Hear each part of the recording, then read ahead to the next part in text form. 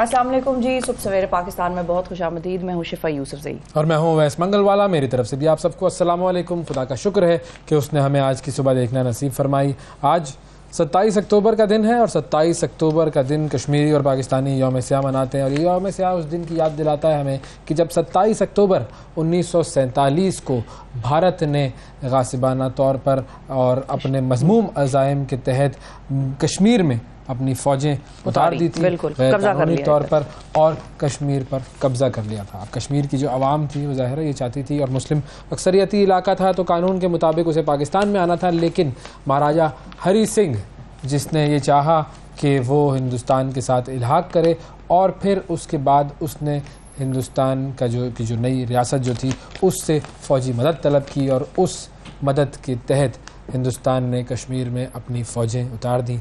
और आज भी तकरीबन 10 लाख के करीब फ़ौजी ऐसे हैं जो कि कश्मीर में मौजूद हैं और कश्मीरियों पर जुल्म और सितम की इंतहा कर रहे हैं। और फिर उसके बाद 2019 में जब अगस्त के महीने में 5 अगस्त बिल्कुल आर्टिकल 370 और 351 जो है वो रिवोक कर दिया गया। यानी कि ये वो आर्टिकल्स थे कि जो कश्मीरियों को इस चीज़ का हक देते थे कि उस इलाके में उनकी सरजमीन पर सिर्फ वही ज़मीन की खरीदो फरोख्त कर सकते हैं, सिर्फ वही उसके हकदार हैं और वही उसके ज़मीन के मालिक हैं। कश्मीर का जो कि ख़त्म कर दिया गया और हम पाकिस्तानी कौम कश्मीरियों के साथ खड़े हैं इस हवाले से। लेकिन मसला ये है, आज जैसे अब 2 दिन से इस्लामाबाद में हम निकले तो पोस्टर्स लगे हुए हैं, बहुत सारे बैनर्स लगे हुए हैं जिसके अंदर कश्मीरियों के साथ जो यकजहती का इजहार है वो किया गया।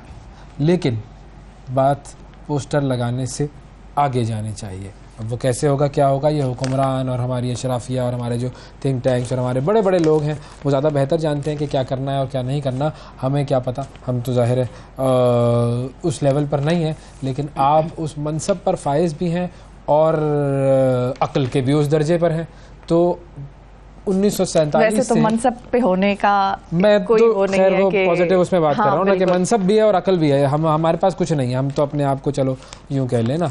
लेकिन जो ऑन द वो क्या कहते हैं on the helm of affairs बिल्कुल जो यानी कि दरमियान में उस मौजू के दरमियान में बैठा हुआ है और जो ये फैसले कर सकता है, जो पॉलिसी बना सकता है या जो कोई हिकमत अमली तैयार कर सकता है, उसे ये सोचना है कि सिर्फ बातें करनी है, सिर्फ पोस्टर लगाने हैं या उसके अलावा कोई अमली इक़दामात भी करने हैं। बिल्कुल। तो आज का दिन कश्मीरियों के साथ इजहार यकजहती का दिन। आगे बढ़ते हैं जी, 60 सेकंड न्यूज़ की तरफ चलते हैं। गजा पर इसराइली जारहियत का सिलसिला जारी। शहीद फ़लस्तीनियों की तादाद 7,000 से मुतजावज़। अक़वाम मुत्तहिदा की जनरल असम्बली भी इसराइली जारहियत रुकवाने के लिए इक़दाम करने में नाकाम। सर्दियों में गैस न सिर्फ महंगी बल्कि नायाब भी हो जाएगी, वज़ीर तवानाई मोहम्मद अली ने खबरदार कर दिया। बिजली कंपनीज के अफसरान को मुफ्त बिजली के बजाय रकम देने का फैसला, समरी मंजूर। इलेक्शन कमीशन का काबीना से जानिबदार अरकान को हटाने के लिए वज़ीर आज़म अनवारुल हक काकड़ को नोटिस भेजने का फैसला। यास्मीन राशिद का नवाज शरीफ को अपने मुकाबले में इलेक्शन लड़ने का चैलेंज। वर्ल्ड कप में आज पाकिस्तान का छठा मुकाबला मद्दे मुकाबिल जनूबी अफ्रीका होगा। वर्ल्ड कप में श्रीलंका के हाथों इबरतनाक शिकस्त, इंग्लैंड का सेमीफाइनल में पहुंचना मुश्किल हो गया। इसराइल के लिए जासूसी, कतरी अदालत ने भारतीय बहरिया के 8 साबिक एहलकारों को सजाए मौत सुना दी। अमेरिका में शिमाली कैरोलिना के घर से गोलियां लगी, 5 लाशें बरामद। जी ये थी 60 सेकंड न्यूज़। अब बात करते हैं कुछ मज़ीद ख़बरों की। और सबसे पहले तो आज का दिन बहुत बड़ा दिन, बहुत अहम दिन। और आज क्या होना है ये मैं आपको बता दूं। बताएं जी, पता है आपको? बताएं। आज वैसे तो मेरा ख्याल है कि मैं उससे बिल्कुल लाताल्लुकी का इजहार करूंगी। अच्छा। और जो भी होगा मंजूर खुदा होगा। हाँ। और मैं छोड़ती हूँ आवाम पर। हाँ। और अल्लाह ताला के फैसले पर। हाँ। और मैं उससे बिल्कुल कतई ताल्लुकी करके घर में कोई और चीज करूंगी। मैं कुछ भी कर लूंगी, मैच नहीं देखूंगी। मैं मैच नहीं देखूंगी। तय कर लिया आप? बिल्कुल। चलो ये फिर हम आपसे पूछेंगे कि आपने मैच देखा या नहीं देखा। पाकिस्तान के साथ तो मैच देखना वैसे ही चले अंदाजा लगाएं कितने रन बनाएगी साउथ अफ्रीका की टीम अगर पहले बैटिंग करेगी तो? 300 तक तो बनाएंगे। 300 तो हो ही जाएगा। 300 तो कोई मसला ही नहीं है। 300 वो 40 ओवर में बना लेंगे। उस सूरत में कह रही हूँ कि पाकिस्तानियों का भी कुछ पता नहीं चलता ना, कहीं कोई ऐसी बॉलिंग हो जाए। पाकिस्तान और साउथ अफ्रीका का रिकॉर्ड जो है हम आपको बताएंगे। वो आउट शाउट कर दे, टाइमली आउट कर दे, उनका स्कोर रोक ले, या कोई फील्डिंग में ऐसे बहुत कमालात हो जाएं कि कैचेस वैचेस पकड़ लें। इसकी उम्मीद तो नहीं है, लेकिन ये कि फिर भी एक इसलिए मैं थोड़ा सा सेफ खेल के 300 के आसपास, थोड़ा ऊपर भी जा सकता है, थोड़ा नीचे भी आ सकता है। नीचे आने के इम्कान कम है, वैसे 300 से ऊपर ही आप अपने मार्जिन को रखिएगा। ठीक है। और फिर उसके बाद पाकिस्तान क्या करेगा? ये तो आप बताएं, सब मैं वही बताऊं करेगा क्या? जब तक करता है, और क्या करेगा। बहरहाल इस पर हम बात करेंगे, आपकी कॉल्स भी लेंगे, क्रिकेट पर हम थोड़ा सा एनालिसिस भी करेंगे कि बुनियादी तौर पर आज का जो मुकाबला है पाकिस्तान के लिए तो वो बिल्कुल अहम है, क्योंकि पाकिस्तान ने सारे मैच जीतने हैं अब, और सारे मैच पाकिस्तान क्या जीत पाएगा या नहीं जीत पाएगा, एक बहुत बड़ा इस पर सवालिया निशान है। बहरहाल ये एक खुशी की बात है, बहुत ज़्यादा खुशी की बात है कि इंग्लैंड जो है वो हार रहा है। हम फिर ऐसे ही खुश हो सकते हैं, भाई क्या करें, वर्ल्ड चैंपियन हार रहा है। देखो कल श्रीलंका ने भी उसको कितने बुरे तरीके से हराया, इबरतनाक शिकस्त जो है वो हुई, तो बस वो हार रहा है तो हम उसकी हार में खुश हो जाए, सिंपल, क्या करें। हाँ, हालांकि उन्हीं का खेल है बनाया हुआ। खेल तो उनका है, बिल्कुल पहली मरतबा वो बेचारे वर्ल्ड चैंपियन बने। किस तरह बने थे ये भी हम सब जानते हैं कि कितना जो है वो मुश्किल तरीन मुकाबला था, कि एक कंट्रोवर्सी आखिर में भी क्रिएट हो गई। हाँ। अजीब एक बेवकूफ़ाना फैसला कि जी चूंकि इन्होंने चौके ज़्यादा मारे हैं तो इनको चैंपियन बना दो। यार ये कौन सा तरीका है, बाउंड्रीज ज़्यादा है तो मतलब बिल्कुल ऐसा ही है जैसे आपके पास 100 रुपए का एक नोट है और मेरे पास 1-1 रुपए के 100 नोट है, तो आपकी वैल्यू ज़्यादा है। ये बिल्कुल वैसा किया था ICC ने। बहरहाल खैर मज़ाक़ खेज़ हरकतें जो हैं वो सारी दुनिया करती है, होती रहती हैं। तो क्रिकेट पर हम आपसे आपकी राय लेंगे, फ़ोन कॉल्स पर बात होगी, और आपने जो दिल की भड़ास निकालनी है अच्छे खूबसूरत प्यारे अल्फाज में वो निकाल लीजिएगा। एक दिल की भड़ास निकाली है शहजाद रॉय ने जी, और बड़ी कमाल भड़ास निकाली, बड़े तरीके से उन्होंने बात अपना पॉइंट जो है वो सामने रखा है। ये जो है गए हुए अमेरिका, और शहजाद रॉय आजकल अमेरिका की सड़कों पर हमें फिरते टुरते नजर आ रहे हैं। तो इन्होंने किया क्या है, इन्होंने एक वीडियो बनाई है, और अमेरिका का शहर है न्यूयॉर्क, उन्होंने बल्कि पहले आपको वीडियो दिखाते हैं, फिर उस पर हम तबसरा करेंगे, हमें क्या बोलने की जरूरत है। सुनाए, दिखाएं। अमेरिका के गटर के ढक्कन भी इंडिया बना रहा है, तो सोचिए और क्या क्या बना रहा है। अमेरिका के गटर के ढक्कन भी अगर इंडिया बना रहा है तो सोचें और क्या क्या बना रहा होगा। गटर के ढक्कन पे मेड इन इंडिया लिखा हुआ था, मेड इन इंडिया लिखा हुआ था, और बड़ा इंटरेस्टिंग कि इन्होंने भी चलते चलते वो स्पॉट कर लिया, पढ़ लिया। हालांकि बड़ा मुश्किल है, मतलब नीचे देख के चलते हैं ना, वो ऊपर देख के नहीं चलते। वो अच्छा आदमी है, बंदा जो है ना वो नीचे देख के जमीन की तरफ। आप न्यूयॉर्क में फिर रहे हो तो आप ऊपर ही देखते हैं ऐसे। अच्छा, इतनी बड़ी बड़ी बिल्डिंग है, ऐसे इतनी ऊंची ऊंची बिल्डिंग्स हैं। बिल्कुल उनकी जो खास बसें हैं, उन बसों में खास तौर पर छत जो है वो शीशे की है, ताकि रात को जब वो बसेस चलें तो आपको छत से लाइटें नजर आए। तो उन्होंने बाकायदा तौर पे सोचा हुआ है अपने टूरिज्म के हवाले से। ऐसा होता है अमेरिका, ऐसा होता है अमेरिका। अच्छा, चालू। लेकिन गटर के ढक्कन जो है उनके वो भारत बना रहा है, और उन्होंने कहा कि जहां आलमी मालियाती इदारे IMF ने ये बात वाजे की है कि साल 2027 तक इंडिया, अमेरिका और चीन के बाद दुनिया की जो तीसरी बड़ी मईशत जो इकोनॉमिक पावर होगी वो इंडिया बन जाएगा।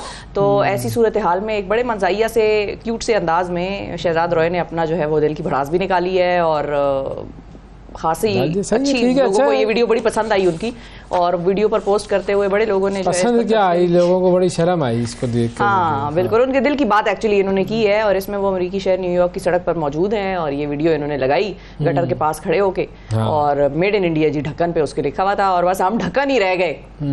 बस लोगों ने नीचे एक तबसरा ये भी किया हुआ था कि भाई उनके ढक्कनों को छोड़ दो, अपने ढक्कनों की फिक्र। ढक्कन जो है वो तो खुले हुए हैं आजकल सब, बिल्कुल तो बस ये हाल खुलकर सामने आ रहे हैं। अच्छा, तो क्या क्या वो बना रहा होगा भारत, और नहीं बहुत कुछ बना रहा है, बहुत कुछ बना रहा है, और ये सबसे बड़ी चीज़ ये है कि वो दुनिया को बेवकूफ़ भी बना रहा है कि किस तरीके से उसने जो हमने आज बात की कश्मीर के साथ किया है। दुनिया वो खैर दुनिया को पता है, दुनिया को ये भी पता है कि फ़लस्तीन में क्या हो रहा है, दुनिया जो है वो सुनती नहीं है, दुनिया बिल्कुल देखती नहीं है, क्योंकि दुनिया के अपने इंटरेस्ट है। अब वो जो अरब TV जो है वो क्या अल जज़ीरा जो है, अल जज़ीरा के एक सहाफ़ी के साथ आप देखें ना क्या हुआ वहाँ पर, उस बेचारे की पूरी फैमिली जो है वो ख़त्म हो गई, और उसकी अहलिया, उसका बेटा, उसकी बेटी बुध की रात एक इसराइली फ़ज़ाइली हमले में शहीद हो गए। वाइल अल हदू उसका नाम है सहाफ़ी का, अल-दहदू, और उसके जो है पूरा ख़ानदान उस वक्त शहीद हुआ जब ये गज़ा की इसराइली जारियत की नॉन स्टॉप रिपोर्टिंग कर रहा था। ये बंदा रिपोर्टर है, उसके ख़ानदान वाले को मारा गया है। अमेरिकी सेक्रेटरी ऑफ स्टेट जो है ब्लिंकन, उसने कुछ दिन पहले कहा था कि वो अल जज़ीरा चैनल को लगाम दें, तो कतरी हुकाम को उन्होंने ये बात की थी, बिल्कुल बिल्कुल। तो लगाम दे, एक कतरी हुकाम ही तो है तुम्हारे वालिद साहब का चैनल है जो उसको लगाम दे, और एक अल जजीरा ही तो है कि जो इनको बेनकाब कर रहा है और जो इनके बारे में सारी बाकी सारे तो खरीदे हुए हैं तुमने प्रॉपर खबरें, यानी कि दोनों दूसरे साइड की भी स्टोरी, वरना तो दूसरे साइड की स्टोरी आ ही नहीं रही है। बच्चे भी सिर्फ इसराइल के ही पैदा होते हैं, उन्हीं के हैं और उन्हीं के मरते हैं, उन्हीं की खवातीन भी हैं जो तकलीफ सह रही हैं, बर्दाश्त कर रही हैं। दुनिया में दूसरी साइड पे तो ना बच्चे हैं, ना खवातीन है, ना बुजुर्ग हैं।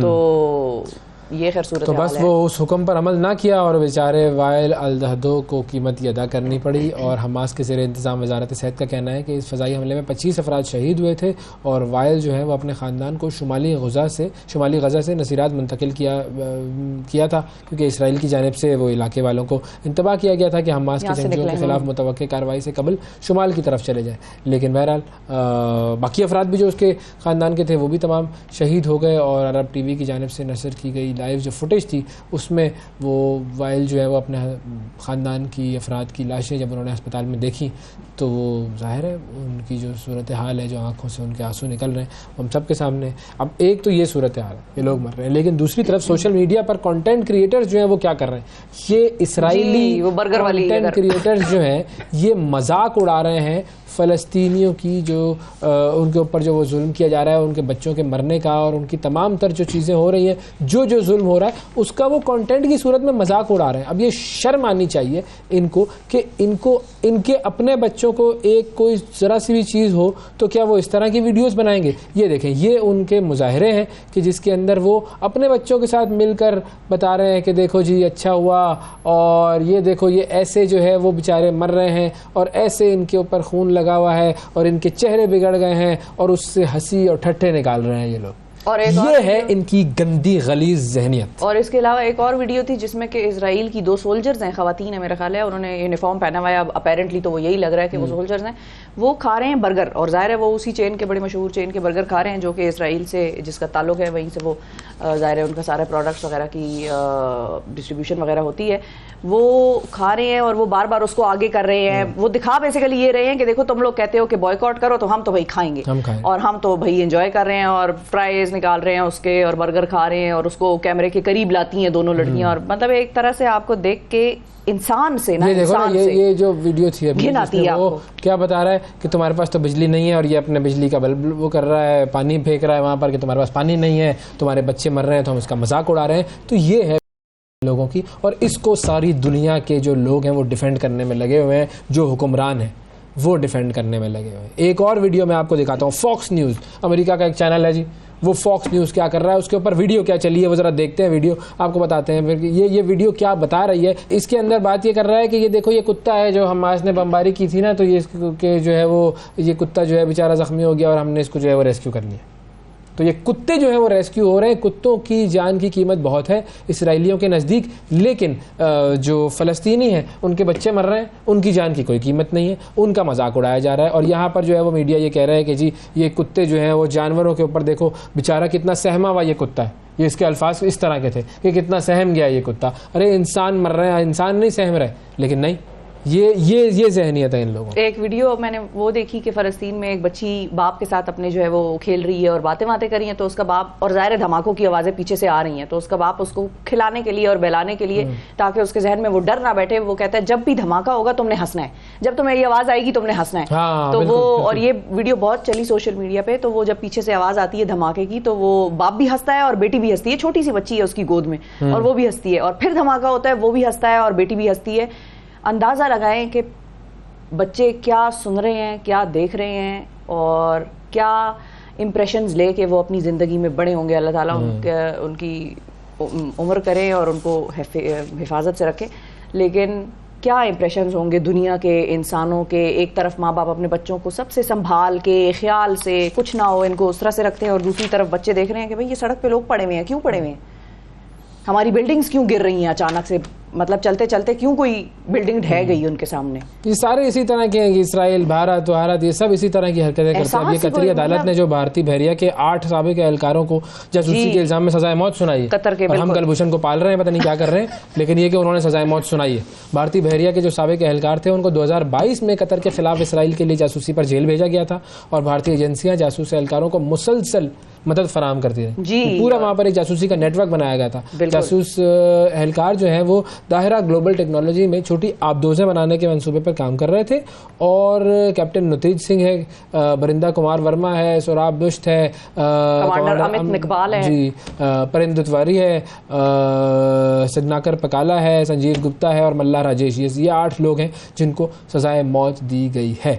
और भारत के जो जासूसी के नेटवर्क्स हैं वो दुनिया भर में एक अरसे से बिल्कुल, और ये दोनों बिल्कुल ये और मुसाद वगैरह ये सब साथ इकट्ठे काम करते हैं। और कुलभूषण को हमने गिरफ्तार किया था और बस किया था, वो ठीक है, और क्या वो जी रहा है, बस वो जी रहा है। और अब देखते हैं कि ये इनके सफारती ताल्लुकात का क्या होता है। वहाँ पर जो कनाडा वाला मसला हुआ था उस पर तो कनाडा खामोश हो गया, मतलब यही होना था, यही होना था। कनाडा जितने भी पावर वाले हैं वो सब ऐसे ही खामोश हो गया, जिसकी उस वक्त पुष्टपनाही की थी अमेरिका ने, तो बस फिर ऐसे ही होता है। ये वहाँ पर भी इलेक्शंस आने हैं। हाँ। और उसने भी शोर शराबा मचाना है कि भाई देखो मुझे तो अपने लोगों का बड़ा एहसास है। और मस्जिद में, अच्छा ये भी इंटरेस्टिंग एक फुटेज आई थी कि वो मस्जिद में भी चला गया था, वहाँ पर लोगों ने, मुसलमानों ने वो खुतबा वगैरह अपना दिया, लोगों ने अपने मैसेजेस दिए और उसको कहा कि बेटा आप तो चलते बने, आप इसराइल की हिमायत कर रहे हैं और आप हमारी मस्जिद से जो है वो बराए मेहरबानी तशरीफ जो है वो ले जाएं। तो वो फिर चले गए। जस्टिन ट्रूडो साहब की ये मैं आपको कहानी सुना रही हूँ, ये भी बड़ी मशहूर स्टोरी थी, आई है सोशल मीडिया वगैरह पर। हाँ।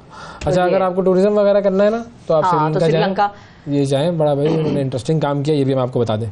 हाँ, बताते हैं कि श्रीलंका ने पाकिस्तान समेत 7 मुल्कों के शहरियों के लिए वीज़ा फ्री एंट्री जो है उसकी मंजूरी दे दी है। श्रीलंका ने के जो वज़ीर ख़ारजा हैं अली साबरी, उन्होंने अपने ट्वीट में कहा है कि श्रीलंका की जो काबीना है उसने भारत, चीन, रूस, मलेशिया, जापान, इंडोनेशिया, थाईलैंड को 31 मार्च 2024 तक एक पायलट प्रोजेक्ट के तहत मुफ्त वीज़ा जारी करने की भी मंजूरी दी है। और इस हवाले से श्रीलंका वज़ीर ख़ारजा जो है उनके एक बयान में कहा गया कि ये एक पायलट प्रोजेक्ट है जिसके तहत 31 मार्च तक 7 ममालिक की आवाम के लिए मुफ्त वीज़े की सहूलत जो है वो दी गई है। अच्छा, अब इसको लोग कंफ्यूज कर रहे हैं और इसकी खबर भी हमने सोचा कि हम ढूंढें, लेकिन वो भी हमें प्रॉपरली मिली नहीं कि क्या ये वीज़ा फ्री है या ये फ्री वीज़ा है। अब ये एग्जैक्टली वो फ्री वीज़ा होगा, वीज़ा फ्री नहीं होगा। हाँ, वीज़ा फ्री से मुराद ये है कि उस मुल्क के लिए आपको वीज़ा लेने की ज़रूरत नहीं पड़ती, और फ्री वीज़े का मतलब ये है कि ज़ाहिर है आपको उसकी पेमेंट नहीं करनी पड़ती वीज़े की। तो वीज़ा आपको चाहिए, लेकिन ये इस प्रोजेक्ट के तहत मुफ्त वीज़ा जारी किया जाएगा। जहाँ तक मेरी इन्फॉर्मेशन है वो ये है कि वीज़ा आपको बगैर फीस के दिया जाएगा। हाँ, वीज़ा तो आपको लेना ही पड़ेगा। बिल्कुल ठीक है जी, ये हो गया। फिर उसके अलावा कराची में एक मामला हुआ है और बड़ी डकैतियाँ पड़ रही थी भाई शादियों में। तो जो शादियों में डकैतियाँ पड़ रही थी उसके हवाले से हम बात करेंगे और आपको बताएंगे कि भाई ये मामला क्या है और कुछ मुजरिमान को पकड़ा गया है। वो बुनियादी तौर पर सिर्फ वही जगहें जहाँ पर वो घरों में तकरीबात वगैरह होती थी, अच्छा, उन्हीं को टारगेट करके वो ये करते थे, अपने कार्रवाई अपनी सारी करते थे। तो एक वक्फा लेते हैं, वक्फे के बाद दोबारा आएंगे तो फिर इस पर भी थोड़ी सी बात कर लेंगे। मिलते हैं एक ब्रेक के बाद।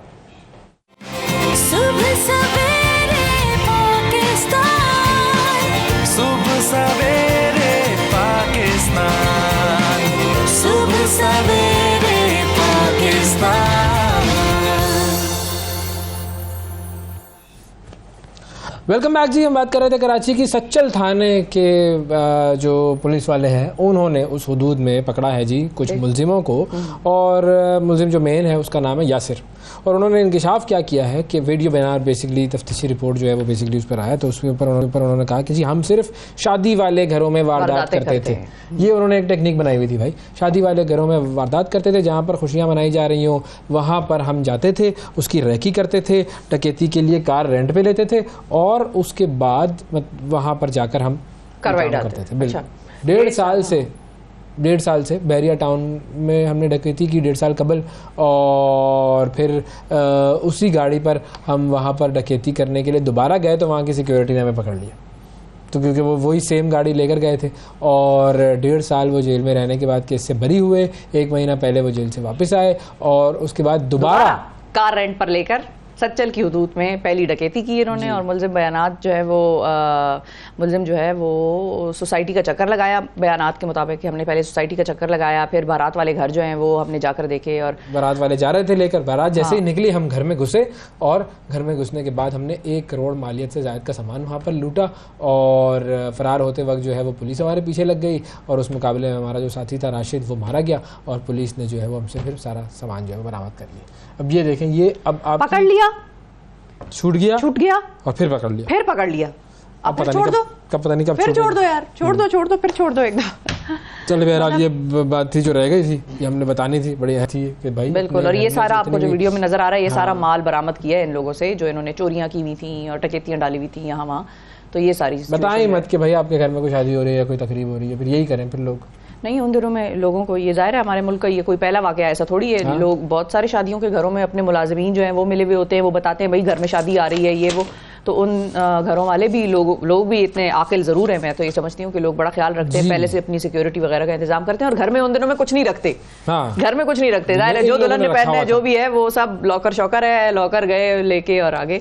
तो ये सारी सूरत हाल है। लेकिन ये है कि चलो जी क्रिकेट पर आते हैं, छोड़ो ये बातें डकैती वकैती की बातें छोड़ो, क्रिकेट की बातें करते हैं। आवाम से बातें करेंगे क्रिकेट की हम, और फ़ोन लाइन्स ऑन कर दें, आवाम की कॉल्स ले लें। और पाकिस्तान में आज इस वक्त जो है वो तमाम लोग उनकी जो तवज्जो है वो है क्रिकेट की तरफ। पाकिस्तान का मुकाबला साउथ अफ्रीका, कोई तकरीबन देखिए इस वक्त 9:30 बज रहे हैं ना, 1:30 बजे ये मैच शुरू होगा। तो तकरीबन 4 घंटे हैं और 4 घंटे बाद ये दोनों टीमें उतरेंगी मैदान में। चेन्नई का ये मैदान है, चेन्नई के मैदान में ये दोनों टीमें उतरेंगी और देखते हैं कि क्या करती हैं ये दोनों टीमें। अच्छा, साउथ अफ्रीका का मामला ये है कि साउथ अफ्रीका जो है वो मशहूर है ख़ास नाम से मशहूर है साउथ अफ्रीका, वो है चोकर्स।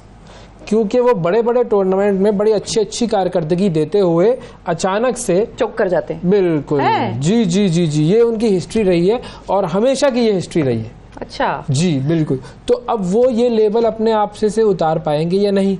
अच्छा, हम इस लेबल का फायदा उठा पाएंगे या नहीं? जी हम हैं अनप्रेडिक्टेबल, हमारा तो लेवल है ही, हमारा तो लेवल बस बन ही गया है। ये वर्ल्ड कप के मैचेस की बात की जाए तो 5 में से 3 साउथ अफ्रीका ने जीते हैं, पाकिस्तान ने जो 2 जीते हैं। और ओवरऑल अगर मैचेस की बात की जाए तो भी 82 मैचेस हुए हैं और पाकिस्तान जो है वो उसके अंदर भी काफ़ी पीछे है। अच्छा, लेकिन वैसे टीम जो है साउथ अफ्रीका की वो है कैसी? बड़ी अच्छी टीम है, बहुत ही अच्छी, शानदार, जानदार, कमाल की टीम है। बिल्कुल, मतलब वो टीम वो है जो कि टॉप टीम्स में हमेशा रही है। हाँ। टॉप 3 में मैं उसको हमेशा शामिल करता हूं कि भाई ये टीम कभी भी किसी वक्त भी कुछ भी कर सकती है और अच्छी खासी खतरनाक। फ़ोन लाइंस अगर हमारी ऑन कर देंगे तो हमारे नाज़रीन उनसे बात कर सकेंगे। प्लीज़ हमारी रिक्वेस्ट है कि फ़ोन लाइंस ऑन कर दी जाएं और लोगों का तबसरा ले लीजिए। और हमारे गेस्ट जो हैं वो भी हमें ज्वाइन करने के लिए जो हमारे इंतजाम हो रहे हैं वो प्लीज़ करवा ली जाए, एक्सपेडाइट कराएं, फाइल के नीचे पहिए लगाएं। अच्छा, गेस्ट हमारे साथ हैं भाई, हमारी टीम ने कहा भाई साथ है पहिए फाइल के नीचे। हमारे साथ राय अजलान साहब मौजूद हैं जो कि स्पोर्ट्स एनालिस्ट भी हैं और फॉर्मर हेड ऑफ डिजिटल भी रहे हैं पीसीबी के, और बड़े करीब से इन्होंने पाकिस्तान के क्रिकेटिंग के मामलात को देखा है। अस्सलाम वालेकुम राय अजलान साहब। वालेकुम अस्सलाम, क्या हाल आप दोनों का? बिल्कुल ठीक है, थैंक यू। तो ठीक है, फिलहाल मैच से पहले का हाल अलग होता है, मैच के बाद का हाल अलग होता है ना। आप बताइए आपका क्या हाल है, मैच से पहले का अहवाल आपके दिल का क्या है, क्या आपके जहन में चल रहा है? वो क्या था कि पहले तो हाले दिल पे हंसी आ जाती थी, अब किसी बात पे नहीं आती। माजरत चाहूँगा, मुझे शेर याद नहीं रहते, जो याद रह जाए वो फिर शेर नहीं रहते। मैं सुना देता हूँ आपको। गालिब का शेर है, वो कहते हैं कि जी आगे आती थी हाले दिल पे हंसी, अब किसी बात पर नहीं आती। ये है भाई, यही सिचुएशन है। तो बस हाले दिल पे हंसी आती थी, अब नहीं आ रही। बिल्कुल यही सिचुएशन। बिल्कुल। अच्छा, क्या बताएं, क्या देखिए पाकिस्तान वर्सेस साउथ अफ्रीका। हाँ। साउथ अफ्रीका हम बात कर रहे थे, देव बीन चोकर्स और लेकिन इस मरतबा वो 400 रन बना रहे हैं, तो मुझे नहीं लगता कि इस मरतबा वो कोई चोकिंग करेंगे। Pakistan on the other end has always been unpredictable, और क्या वो कोई अनप्रेडिक्टेबिलिटी दिखा पाएंगे? आपका क्या ख्याल है? देखें, चोकर्स का टैग जो उन पर है वो पोस्ट 99 लगा है। उससे पहले 98 में ये चैम्पियंस ट्रॉफी जीते थे, उस वक्त इस टूर्नामेंट का कुछ और नाम हुआ करता था। लेकिन यहाँ पे अगर आज के मैच में हम उम्मीद करें कि वो चोक कर जाएं, ये उनको कोई नुकसान हो जाएगा, तो चोक करने का मतलब ये होता है कि वो एक डिसाइसिव सिचुएशन में जाके चोक करें, इन अ नॉकआउट स्टेज और समथिंग लाइक दैट। सो मेरे ख्याल में तो बड़ी हद तक थ्रू हो चुके हैं सेमीफाइनल के लिए, तो उनको कोई ख़ास फ़र्क नहीं पड़ता। हाँ, हमारे लिए ये डू एंड डाई सिचुएशन है। इससे पहले कभी हम वर्ल्ड कप में 4 मैच लगातार नहीं हारे, और जिस तरह हम लोगों ने बयानात दिए हैं कि हम यहाँ तारीख रकम करने हैं, तो खुदा न ख्वास्ता ये तारीख रकम ना हो जाए आज। सो वो एक डर है पाकिस्तान की टीम का। मुझे जो थोड़ा सा एक कह लें कि इख्तलाफ है कि हमें इस चीज़ पर बड़ा फ़ख्र होता है कि हम एक अनप्रडिक्टेबल टीम है। Unpredictability is not something to be proud of. Like मैं अगर एग्जांपल दूं कि अगर आपने किसी शख्स को नौकरी पे रखना है, तो आप किसी ऐसे शख्स को नौकरी पे नहीं रखेंगे कि जो अनप्रेडिक्टेबल हो, जो कभी भी गुस्से में आ जाए, कभी बिल्कुल ही गिर जाए, कभी उसका कुछ पता ना चले वो क्या कर रहा है। So you have to be consistent. This is not 1990s के आप अनप्रिडिक्टेबल हैं और इस टैग के साथ आप कभी भी कुछ भी कर जाएंगे। टीमें जब कंसिस्टेंटली अच्छा खेलती हुई आती हैं, वो परफॉर्म करती हैं। हमें बड़ा फ़ख्र था इस बात पे कि हम नंबर 1 बने, वो जिस तरीके से भी बने, बायलैटरल सीरीज़ के बुली बन के बने, लेकिन कंसिस्टेंटली हम अच्छी क्रिकेट खेलते हुए आ रहे थे। और अब पिछले 3 माह से या 2 माह से हम अच्छी क्रिकेट नहीं खेल रहे, तो हमारे साथ बुरा हो रहा है। सो वो it is not something to be proud of कि हम अनप्रिडिक्टेबल हैं, हमने 345 चेज़ कर लिया और उसके बाद हम लगातार 3 मैच फ़ख्र करने की बात नहीं है। अच्छा, फ़ख्र करने की बात से याद आया, फ़ख्र जो है वो वापस आ गए हैं। फ़ख्र हो सकता है आज टीम में खेले इमामुल हक की जगह, तो ये भी हो सकता है। अच्छा, सैयद अली असगर साहब हमारे साथ झेलम से। अस्सलाम वालेकुम। वालेकुम अस्सलाम, कैसे आप दोनों? ठीक ठाक हैं? बिल्कुल ठीक, बताइए जी, क्या आपके जज्बात हैं इस वक्त? अच्छा सर, मेरा कहने का ये बात है कि जो कल्चर है ना लाइकिंग और डिसलाइकिंग का टीम में, वो खत्म करना पड़ेगा। बाबर आजम ने लाइकिंग और डिसलाइकिंग के कल्चर को देखते हुए अपनी टीम को तबाह कर दिया हुआ है। हसन अली का क्या तुक था लेके जाने को? हसन अली का जो नए लड़के हैं जो क्रिकेट यहाँ पे डोमेस्टिकली खेलते हैं, उनको चांस दें ताकि टीम थोड़ी ऊपर जाए। होगा क्या, जब अगर खुदा न खासा ये हार के वापस आते हैं तो ये दोबारा से पीछे चले जाएंगे। सरफराज को कैप्टन ले आएंगे, सरफराज को कोई लाने का कैप्टन नहीं, आपको नया लड़का ढूंढना पड़ेगा। कोई शादाब को लेके आए हैं, शादाब को भी पर्सनल लाइकिंग और डिसलाइकिंग के ऊपर उसको खिलाते जा रहे हैं बस। तो ये पर्सनल लाइकिंग और डिसलाइकिंग का कल्चर जब तक खत्म नहीं होगा, ये टीम आगे नहीं जा सकती। आपके सामने फोरमोस्ट पैरामाउंट जो एग्जांपल है वो इंडिया की है। अच्छा, अगर पर्सनल लाइकिंग डिसलाइकिंग नहीं रखेंगे तो फिर बाद में फड्डे नहीं होंगे? नहीं, फड्डे क्यों होंगे? आप देखें ना, मेरिट पे लेके चलेंगे। आप एक बंदे को इतनी पावर देंगे तो उसने तो तबाही करना है। फिर अब बाबर को उन्होंने बहुत ज्यादा पावर दी हुई है। अच्छा, बाबर के पास कौन सी पावर? चल नहीं, वो एज ए कैप्टन वो कह रहे हैं ना कि एज ए कैप्टन जो है वो एज ए कैप्टन वो सिलेक्शन में सारी वो उसकी होता है कि वो स्कीन होती है कि ये भाई इसको खिलाएं, इसको ना खिलाएं। नजर आ रहा है। चलिए, लाइकिंग डिसलाइकिंग जो है उसके हवाले से आपके खदशात हैं। बिल्कुल, राय साहब बताइए, बाबर को हमने ज़्यादा वो कर दिया है, एम्पावर कर दिया है और लाइकिंग डिसलाइकिंग ज़्यादा हो गई है। देखिए, लाइकिंग डिसलाइकिंग वाली इन साहब ने बहुत अच्छी बात की कि लाइकिंग डिसलाइकिंग का बड़ा फैक्टर होता है। उसका असर ये होता है कि आप ऑब्जेक्टिवली फिर चीज़ों को नहीं देखते। इस वर्ल्ड कप में अगर हमारे किसी फास्ट बॉलर ने सबसे अच्छी बॉलिंग की है जिसमें लगा कि ये कुछ करेगा, वो हसन अली नहीं रहा है। सो एक लाइकिंग डिसलाइकिंग का फैक्टर है कि हम हसन अली को क्यों लेके गए हैं। पिछले मैच में भी हसन अली का बॉल रिवर्स होना शुरू हुआ था। पहले मैचेस में हसन अली शाहीन अफरीदी से ज़्यादा बेहतर बॉलिंग कर रहे थे। Eventually Shaheen Afridi got some wickets, लेकिन इस टूर्नामेंट में कंसिस्टेंटली कोई अच्छा बॉलिंग अगर किसी फास्ट बॉलर ने हमारी तरफ से किया है तो वो हसन अली ने किया है। प्लस एक एक्सपीरियंस का फैक्टर है।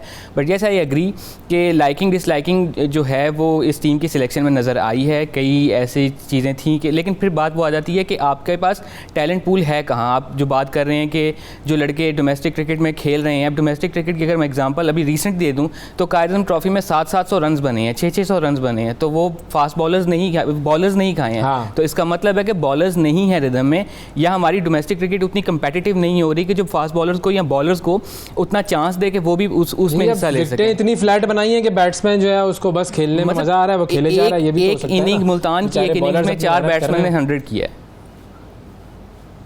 मुल्तान की तरफ से एक ही इनिंग में 4 खिलाड़ियों ने 100 किया। सो ये चल रहा है।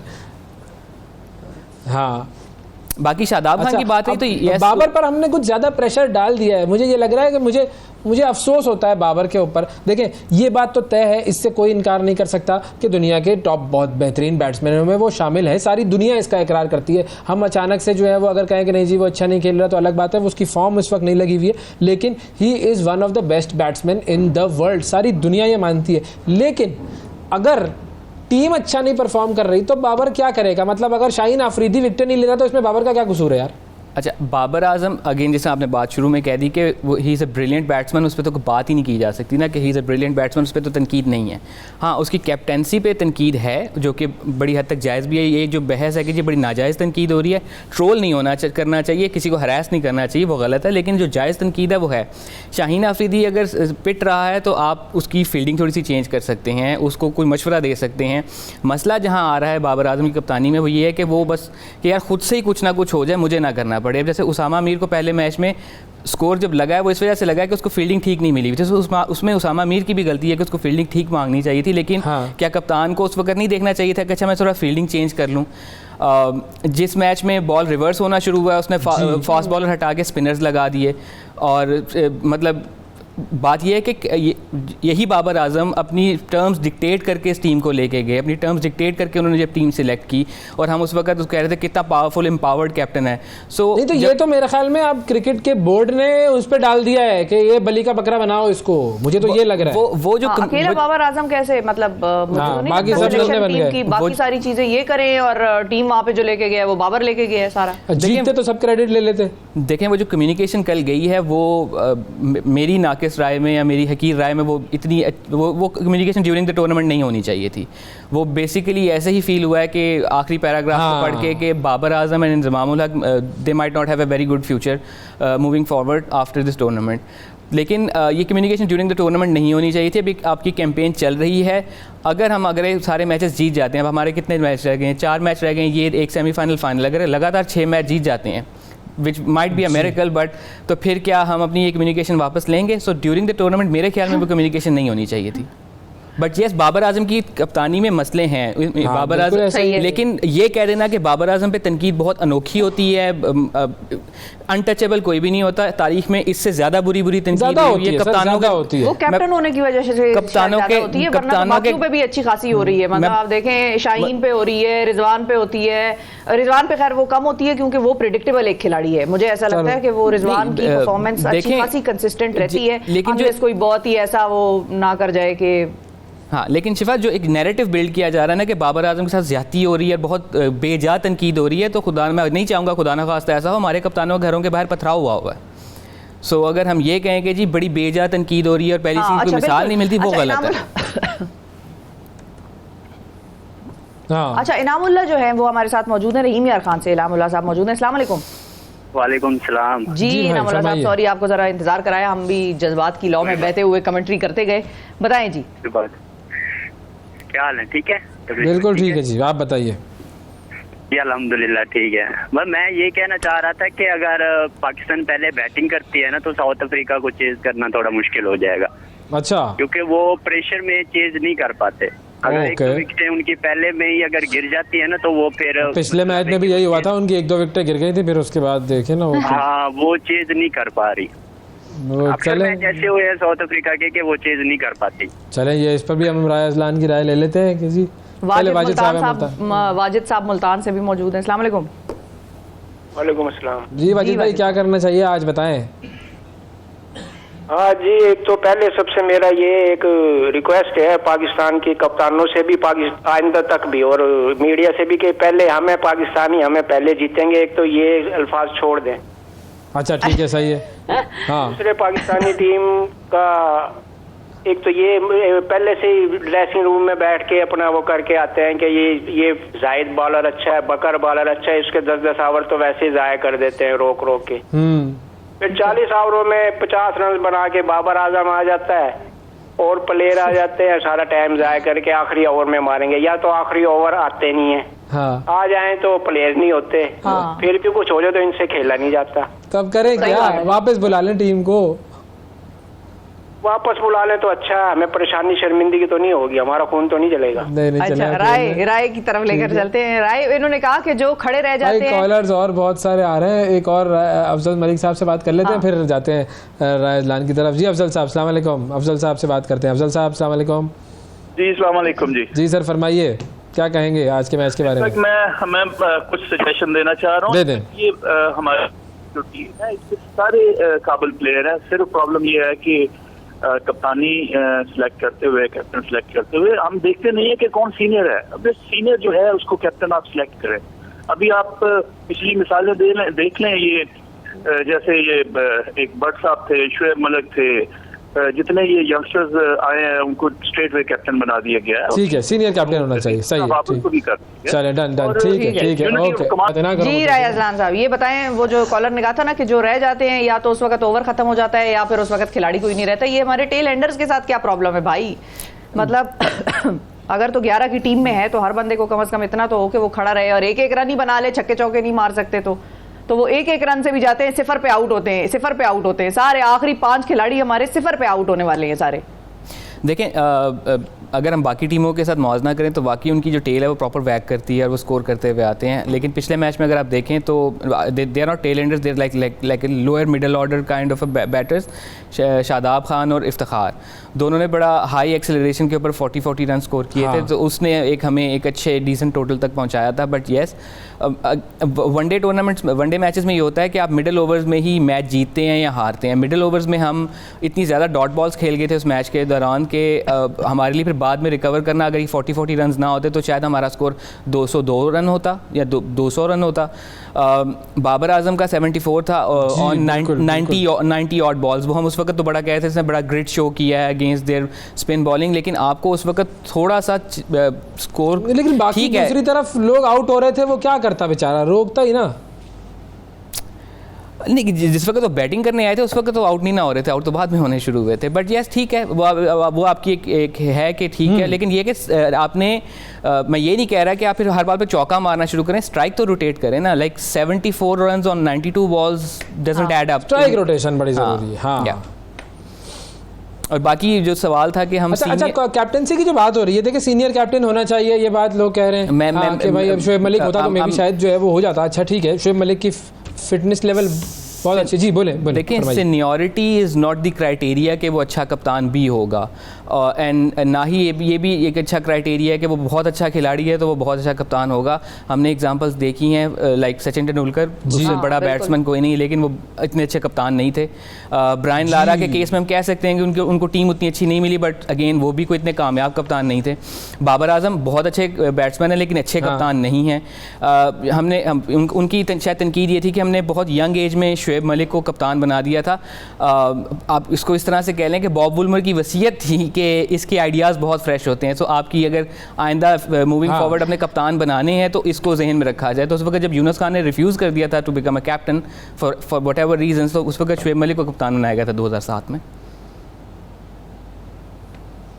बिल्कुल। अच्छा आप देखो ऑस्ट्रेलिया क्या करता है, ऑस्ट्रेलिया कैप्टन्स को प्रिपेयर करता है, मतलब स्टीव वॉ, फिर गिलक्रिस्ट, ये मतलब एक के बाद एक आते रहे और प्रिपेयर होते रहे, वाइस कैप्टन के तौर पे खेलते रहे। रिकी पॉन्टिंग ले लें उनका, या माइकल क्लार्क ले लें, फिर उसके बाद ये अपना वॉटसन आ गया, तो ये अभी स्टीव स्मिथ आ गया, अब वो कमिंस तो अब है, लेकिन मतलब उससे पहले उनकी एक हिस्ट्री रही है कि वो एक एक करके प्रिपेयर करते रहे हैं। फिर जो वाइस कैप्टन होता था वो प्रिपेयर होता था और फिर उसके बाद वो कैप्टन बनता था। हम वो प्रिपरेशन नहीं करते, हम फौरन बना देते हैं। देखें, ऑस्ट्रेलिया के केस में तो हम ये भी कह सकते हैं कि ऑस्ट्रेलिया में जो क्रिकेट कैप्टन होता है वो प्रॉब्ली उनके प्राइम मिनिस्टर से ज़्यादा फेमस होता है। आई थिंक उनके प्राइम मिनिस्टर का ही कॉल है। यही वजह थी कि स्टीव स्मिथ पे बॉल टेम्परिंग का इल्ज़ाम लगा था, या जो टिम पेन के SMS स्कैंडल जब आया था, तो यही बात हो रही थी कि ये उनके स्टैचर से बहुत नीचे की हरकत थी जो उन्होंने कर दी है। तो यस, ऐसे स्टैचर के खिलाड़ी को फिर पहले से प्रिपेयर किया जाता है। You have an eye on them and then you prepare them. Like जब टेलर कप्तान बने थे बॉर्डर के बाद, और जब टेलर जाने वाले थे तो स्टीव वॉ तैयार हो चुके थे। स्टीव वॉ के under Ricky Ponting and then Clarke and then moving for Steve Smith के बाद एक फेज़ आया था, बिकॉज वो एक अचानक से उनकी कप्तानी जानी पड़ी थी सैंड पेपर स्कैंडल की वजह से, तो उनके पास टाइम नहीं था बल्कि वो कैप्टन वाइस कैप्टन दोनों ही सैक हो गए थे ना एक तरह से। तो हमारे यहाँ तो एक टाइम वो भी रहा है कि हमने जस्ट टू अवॉइड ग्रुपिंग या इनसिक्योरिटीज़ हमने कोई डेजिग्नेटेड वाइस कैप्टन भी नहीं रखा। एक ऐसा टाइम भी रहा है।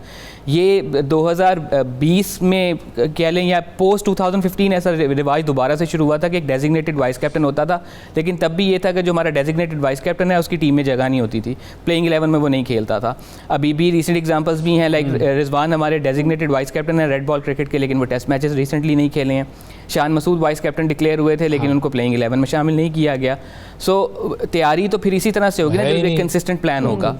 सो Babar Azam was vice captain for 1 year और 1 साल बाद उनको ऑल फॉर्मेट कप्तान बना दिया गया था। हाँ, which is a bit too early। चलें जी। सैफुर रहमान साहब हैं हवेलिया से। अस्सलाम वालेकुम। वालेकुम अस्सलाम, क्या हाल है जी आपके? अल्हम्दुलिल्लाह, बताएं सर।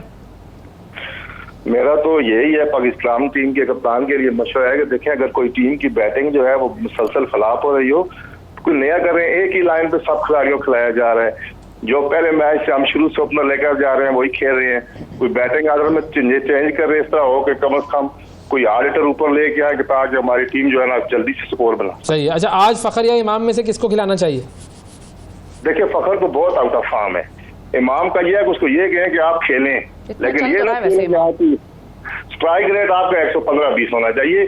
60 या 70 का स्ट्राइक रेट टेस्ट मैच में चल सकता है, वनडे में नहीं चलता। चले, गुड, थैंक यू। अच्छा, मतीन हैदर साहब हैं मुल्तान से। अस्सलाम वालेकुम जी। वालेकुम अस्सलाम। मैं थोड़ा डिफरेंट तरह बात करूंगा जी जी। मैं ये कहता हूँ कि जी हमारे जितने कोचेज हैं, जो फॉरेन कोचेज लिए जाते हैं, हमारे अपने पाकिस्तान के बहुत बड़े बड़े नाम हैं, ज़हीर अब्बास से लेके मियां दाद तक, आप देखें इनको क्यों नहीं यूटिलाइज किया जाता? सर वो महंगी चीज ज्यादा अच्छी लगती है ना, ये हमारे लिए सस्ते हो गए होंगे। बाहर की ब्रांडेड चीजें अच्छी, और क्या बाहर का जिस पे गोरे का ठप्पा लगा होना चाहिए।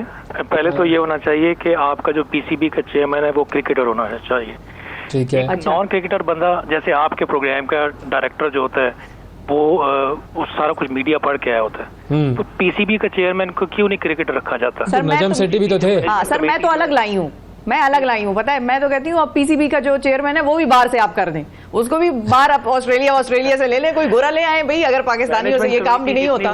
इसको पीसीबी के आइन को चेंज करना चाहिए, सारे क्रिकेटर्स को यहाँ पे इंडल्ज करें, उनको रिक्रूट करें, इवन एक एचआर जितने भी मीडिया के जो लोग हैं वो भी आपके। सर पता है मसला क्या है, अभी आपने कहा मैनेजमेंट कमेटी, तो मैनेजमेंट वालों को चाहिए होती है मैनेजमेंट। हो सकता है क्रिकेटर को मैनेजमेंट ना आती हो, क्रिकेट अलग है, मैनेजमेंट अलग है। जो आप क्रिकेट टीम उसके बाद आप सिलेक्ट करेंगे ना जी, उन ऊपर से लेके टॉप से लेके नीचे तक पता होगा कि कौन सा लड़का खिलाने वाला है, कौन सा नहीं खिलाने वाला। इस तरह अगर हम आप किसी को भी मुर्द इल्जाम ठहराएं कि किसी बाबर आजम ठीक नहीं खेल रहा है या कोई भी ठीक नहीं, ये गलत है। आपको ऊपर से चेंज होना चाहिए, तब नीचे जाके चेंज आएगी। थैंक यू जी। रायजान साहब, आखिरी हमारे पास मिनट है, हम आपसे पूछना चाहेंगे भाई, आज पाकिस्तान को क्या करना चाहिए? अगर टॉस जीतते हैं तो क्या करना चाहिए, टॉस हारते हैं तो क्या करना चाहिए? दुआ करनी चाहिए,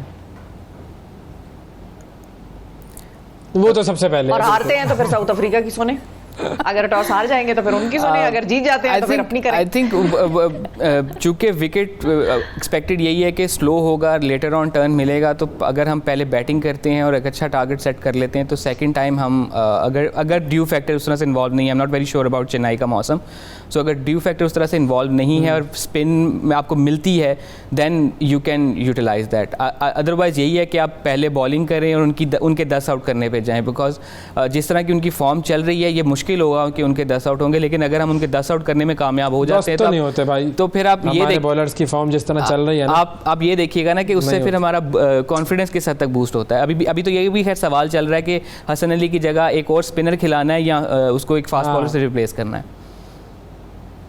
अबरार को बिठाया हुआ है, अबरार को बाहर बिठाया हुआ है, अबरार खेल नहीं सकते, वो तो ट्रैवल है। बहुत शुक्रिया आपका रायजान साहब, और बहुत शुक्रिया। क्या होता है 1:30 बजे तक का इंतजार है जी, 1:30 बजे क्या होता है ये जरा पता चलेगा। नाज़रीन, सुबह सवेरे पाकिस्तान, सुबह सवेरे पाकिस्तान, सुबह सवेरे पाकिस्तान।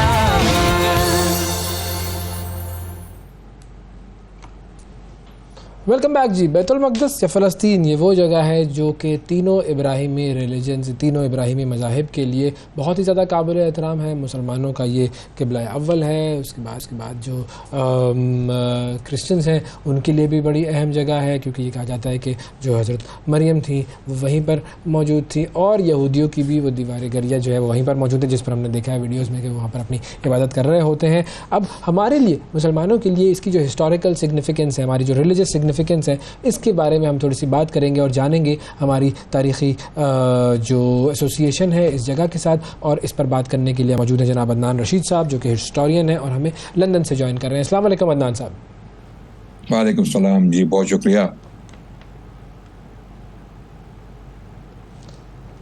बहुत शुक्रिया अदनान साहब, आपने वक्त निकाला। सबसे पहले तो तीनों का अगर अलग अलग हम ब्रेक डाउन कर लें और तीनों के हवाले से आप हमें बता सकें कि मुसलमानों के लिए, यहूदियों के लिए और मसीह बिरादरी के लिए ये कैसे कैसे और किस किस दौर में ये जगह जो है वो रेलेवेंट होती गई और कैसे कैसे इसकी अहमियत जो है ये हासिल होती रही उनके लिए। सबसे पहले तो बिस्मिल्लाहिर्रहमानिर्रहीम, बहुत शुक्रिया आपने मुझे मौका दिया कि मैं इस अहम मौजू पे बात करूं। यहूदियों का जहाँ तक ताल्लुक़ है तो उनकी निस्बत जो है वो मूसा अलैहिस्सलाम से है, और अगर देखा जाए तो कुरान में भी इसका जिक्र है कि यहाँ पर पहले जो लोग आबाद थे वो किसी और कौम के थे, उनको कनान के लोग कहा जाता था, या कैनानाइट्स बाइबल में जो लफ्ज़ इस्तेमाल किया गया। तो बनु इसराइल का इस इलाके में आना हुआ हज़रत मूसा अलैहिस्सलाम के दौर में, उनके दौर के फ़ौरन बाद। उससे पहले बनु इसराइल जो लोग थे वो आबाद थे मिस्र में और फ़िरौन की ग़ुलामी में थे। 400 साल तक तकरीबन उन्होंने फ़िरौन की ग़ुलामी में गुजारे और फिर हज़रत मूसा अलैहिस्सलाम को भेजा गया ताकि वो उनको आज़ाद करवाएं। और कुरान के वाक़यात से हमें मालूम है कि हज़रत मूसा अलैहिस्सलाम जो है वो फ़िरौन के सामने गए और अपना मौक़िफ़ पेश किया और उसको दीन की तबलीग की, उसको दीन की दावत दी, उसको अल्लाह की तरफ बुलाया, जबकि वो ये दावा करता था कि मैं ही अल्लाह हूँ, मैं ही रब हूँ, मेरी ही इबादत की जाए। और फिर हज़रत मूसा अलैहिस्सलाम ने अपने मौजज़ात दिखाए और उसने इनकार किया। फिर बनु इसराइल को हज़रत मूसा अलैहिस्सलाम ने उसके नरगे से छुड़ाकर इस इलाके की तरफ लाया जिसको आज हम फ़लस्तीन कहते हैं। और फिर यहाँ पर जो मूसा अलैहिस्सलाम के बाद आने वाले नबी थे हज़रत यूशा इब्न नून, उन्होंने इस इलाके को बनु इसराइल के लिए फतह किया, यहाँ की जो लोकल अक़वाम थी उनसे। उस टाइम के बाद यहाँ पर बनु इसराइल की जो शाखें थी, 12 कबाइल जो थे, उन्होंने यहाँ पर हुकूमत कायम की। और इस हुकूमत का जो ज़ोर कायम हुआ, यानी ताकतवर हुई ये हुकूमत हज़रत दाऊद अलैहिस्सलाम के दौर में। तकरीबन 1000 कबल मसीह का जो है वो लगभग जो वक्त जो है वो उलमा और मौरिखीन जो हैं वो इस दौर की तरफ जो है ना वो समझते हैं कि ये तकरीबन 1000 कबल मसीह का वक्त था।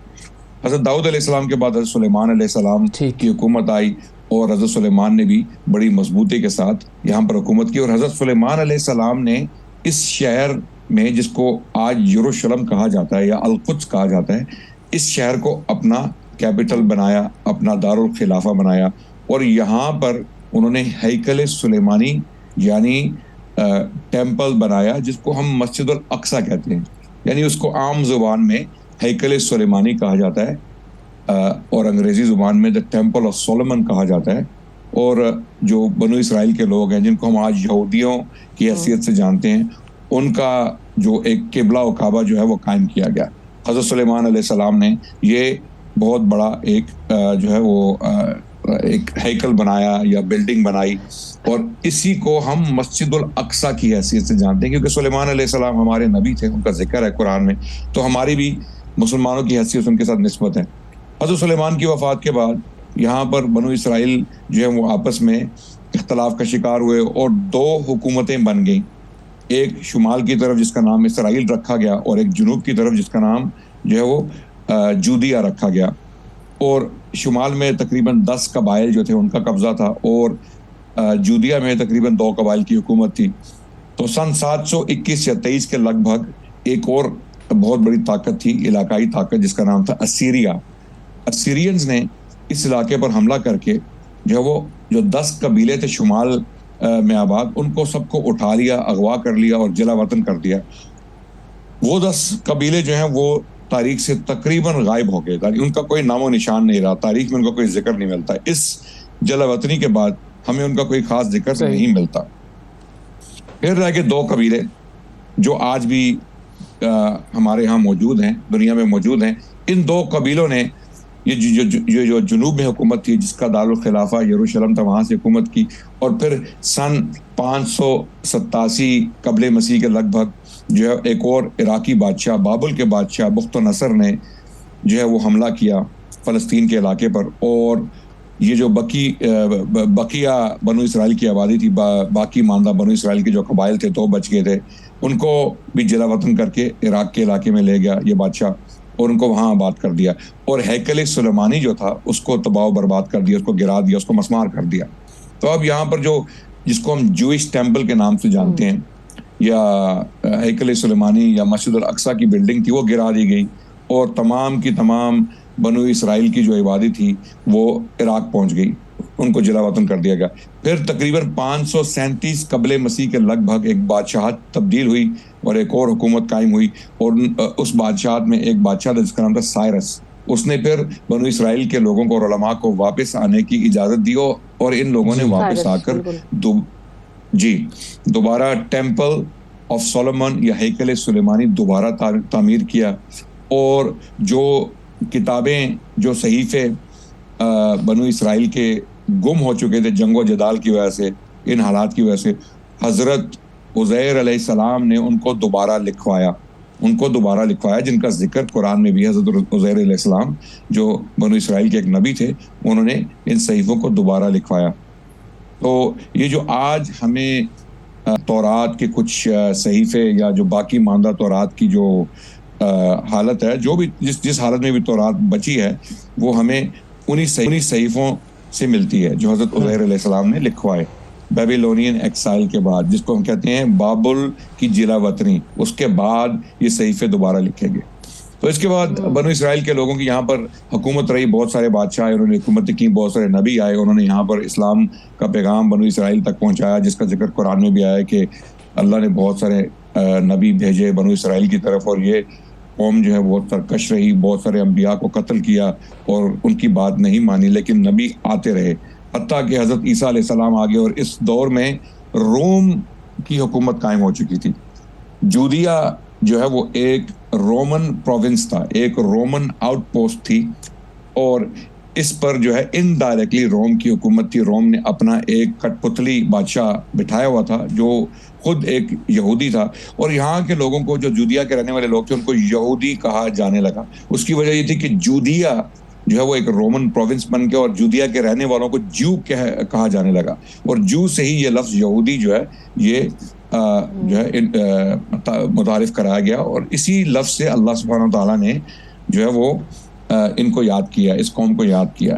तो अल्लाह सुब्हानहू व तआला कुरान में दो कम से कम अल्फाज जो हैं वो इस्तेमाल करते हैं इस कौम के लिए, एक बनु इसराइल और एक यहूदी। ये दोनों लफ्ज़ जो हैं इस्तेमाल हुए हैं कुरान में इनकी तरफ।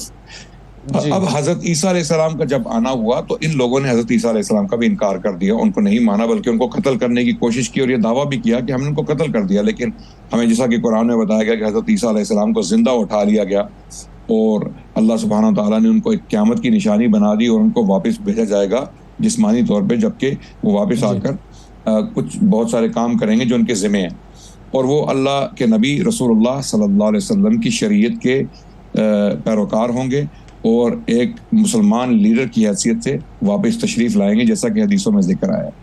अब हज़रत ईसा के आने के बाद भी कुछ लोगों ने उन पर ईमान लाया और उनके मज़हब को, उनके दीन को जो है वो अपनाया, और बाद में उसमें कुछ तब्दीलियाँ भी आई। तो ये लोग बाद में मसीही कहलाए, और हज़रत ईसा की निस्बत से यरूशलेम का शहर या अल-कुद्स का शहर जो है वो उनके लिए भी मुक़द्दस ठहरा, इसी निस्बत से, हज़रत ईसा की निस्बत से, क्योंकि हज़रत ईसा भी इसी शहर में मसरूफ़ थे, यहीं पर उनका काम जो है वो जारी और सारी था, और यहीं से उनको उठाया गया। तो इस वजह से ईसाई लोग, मसीही लोग जो हैं वो इस शहर को मुक़द्दस मानते हैं, और बल्कि ये भी मानते हैं कि इसी शहर में हज़रत ईसा अलैहिस्सलाम को नाउज़ुबिल्लाह सुम्मा नाउज़ुबिल्लाह सूली दी गई, और उन्हें कत्ल किया गया, और उसके बाद इसी शहर में उनको दफनाया गया, और इसी शहर से वो 3 दिन बाद जो है वो उठे, यानी मौत के बाद दोबारा जिंदगी उनको मिली और वो उठे। ये अकीदा है मसीहियों का, रेज़रेक्शन, इस सारे रेज़रेक्शन जी, इसी वजह से, इसी निस्बत से मसीही इस शहर को मुकद्दस मानते हैं। अब आया मुसलमानों का दौर, बाद में मुसलमान आए, यानी ये बहुत लंबी चौड़ी कहानी है जिसको मैं शॉर्ट करके, मुख्तसर करके बयान कर रहा हूँ। तो जब मुसलमानों का टाइम आया तो मुसलमानों को कुरान में ये बताया गया कि ये जो हैकल सुलेमानी था यही मस्जिद अल अक्सा थी, और अल्लाह सुब्हानहू व तआला ने एक मोजज़े के ज़रिए रसूलुल्लाह सल्लल्लाहु अलैहि वसल्लम को मक्के में से उठाया रातों रात और इस शहर का सफ़र करवाया। ये वाक़या सूरह इसरा सूरत नंबर 17 कुरान की उसमें बयान किया है, जहाँ पर अल्लाह सुब्हानहू व तआला फरमाते हैं कि सुब्हानल्लज़ी अस्रा बिअब्दिही मिनल मस्जिदिल हराम इलल मस्जिदिल अक्सा, यानी अल्लाह सुब्हानहू व तआला की तारीफ़ है कि जिसने अपने जो बंदे को एक ही रात में मस्जिदुल हराम से मस्जिदुल अक्सा की सैर करवाई, ताकि उसे अपनी निशानियाँ दिखाई जा सकें, जिसको हम इसरा वल मिराज का वाक़या कहते हैं। इसी वक्त रसूलुल्लाह सल्लल्लाहु अलैहि वसल्लम को जिस्मानी तौर पर यानी एक मौजज़े की हैसियत से उनको उठाया गया, जिस्मानी तौर पर, और रातों रात उनको मस्जिदुल अक्सा लाएगा। और मस्जिदुल अक्सा में अल्लाह के नबी सल्लल्लाहु अलैहि वसल्लम ने तमाम अंबिया को नमाज पढ़ाई। तमाम अंबिया को अल्लाह ने एक मोजज़े के ज़रिए इकट्ठा किया और उन्होंने अल्लाह के नबी रसूलुल्लाह सल्लल्लाहु अलैहि वसल्लम के पीछे उनकी इमामत में नमाज पढ़ी। और फिर वहाँ से अल्लाह के नबी सल्लल्लाहु अलैहि वसल्लम को सातों आसमानों से होते हुए जो है वो अल्लाह के करीब लाया गया, और वहाँ पर उनकी जो है यानी अल्लाह सुब्हानहू व तआला से हम कलाम हुए। ये हदीसों में वाक़यात मौजूद हैं, सही हदीस में, और इस वाक़े की तरफ इशारा कुरान में भी है, जिस तरह के मैंने अभी आपको बताया। तो ये जो अल्लाह के नबी का मस्जिदुल अक्सा में आना और यहाँ पर अंबिया को नमाज पढ़ाना जो है, यहाँ से साबित हो गया कि मस्जिदुल अक्सा को अल्लाह ने इस्लाम में एक बहुत अहम जो है वो जगह बना दिया। इस्लाम में ये एक मुकद्दस तरीन जगह है जिसकी इज्जत और आबरू मुसलमानों के हाथ में। ये तो तीनों को हमने डिस्कस कर लिया इंडिविजुअली कि तीनों के लिए क्या अहमियत है, ये तो इसकी हिस्टोरिकल सिग्निफिकेंस हो गई। अच्छा, अब एक और चीज़ की तरफ मैं आना चाहूँगा, वो ये कि फ्यूचर जो है वो इस जगह का इस्लामी जो हमारी तालीमात है वो हमें क्या बताती है कि इस जगह पर फ्यूचर में क्या होना है, क्योंकि यहूदी वहाँ पर अपना कब्ज़ा करने की कोशिश कर रहे हैं, मुसलमान वहाँ पर रेजिस्ट कर रहे हैं। तो हुज़ूर सल्लल्लाहु अलैहि वसल्लम ने हमें क्या बताया कि इस जगह पर होना क्या है और ये क़यामत की निशानियाँ जो हैं वो क्या होंगी? क्या ये इलाका जो है वो यहूदियों के ज़ेर तसल्लुत चला जाएगा या मुसलमान वहाँ से उठेंगे और उसको उनके पास ही रहेगा? देखिए, यहाँ पर जो हमें कुरान में इशारे मिलते हैं, और अगर हम बाइबल का भी बगौर जो है जायज़ा लें तो हमें ये अंदाज़ा होता है कि कहानी यहीं शुरू हुई थी और यहीं पर ख़त्म हो जाएगी। मिसाल के तौर पे बहुत सारे अंबिया जो बनु इसराइल के तशरीफ़ लाए, उन्होंने बनु इसराइल को पेशन गोइयाँ जो है उनके सामने की कि अरब से एक नबी आने वाले हैं और वो नबी जो हैं वो तमाम दुनिया के लिए रोशनी लेकर आएंगे। और इसका जिक्र आपको मिलेगा अशिया की किताब में। अशिया एक नबी थे बनु इसराइल के जिनको अशिया कहा गया या आयजाया, अंग्रेजी ज़ुबान में आयजाया कहा गया।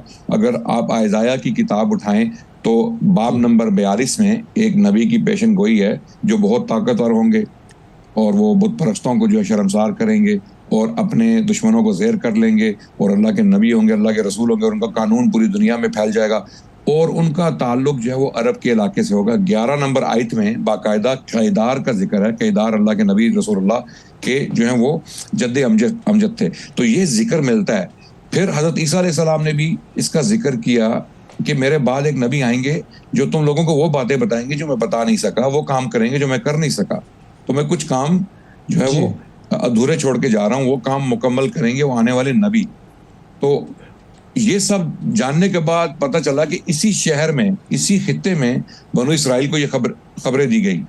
अब अल्लाह के नबी सल्लल्लाहु अलैहि वसल्लम जब तशरीफ़ लाए तो उन्होंने भी ये खबर दी कि इन अंबिया ने मेरे बारे में जो है वो पेशन गोइयाँ की थी और मेरे जाने के बाद जो है इसी खित्ते में क़यामत जो है वो कायम होगी, क्योंकि ईसा अलैहिस्सलाम वापस तशरीफ़ लाएंगे, दमिश्क के शहर पर वो नाजिल होंगे जो वहाँ पर। जी बिल्कुल, आपको आ रही है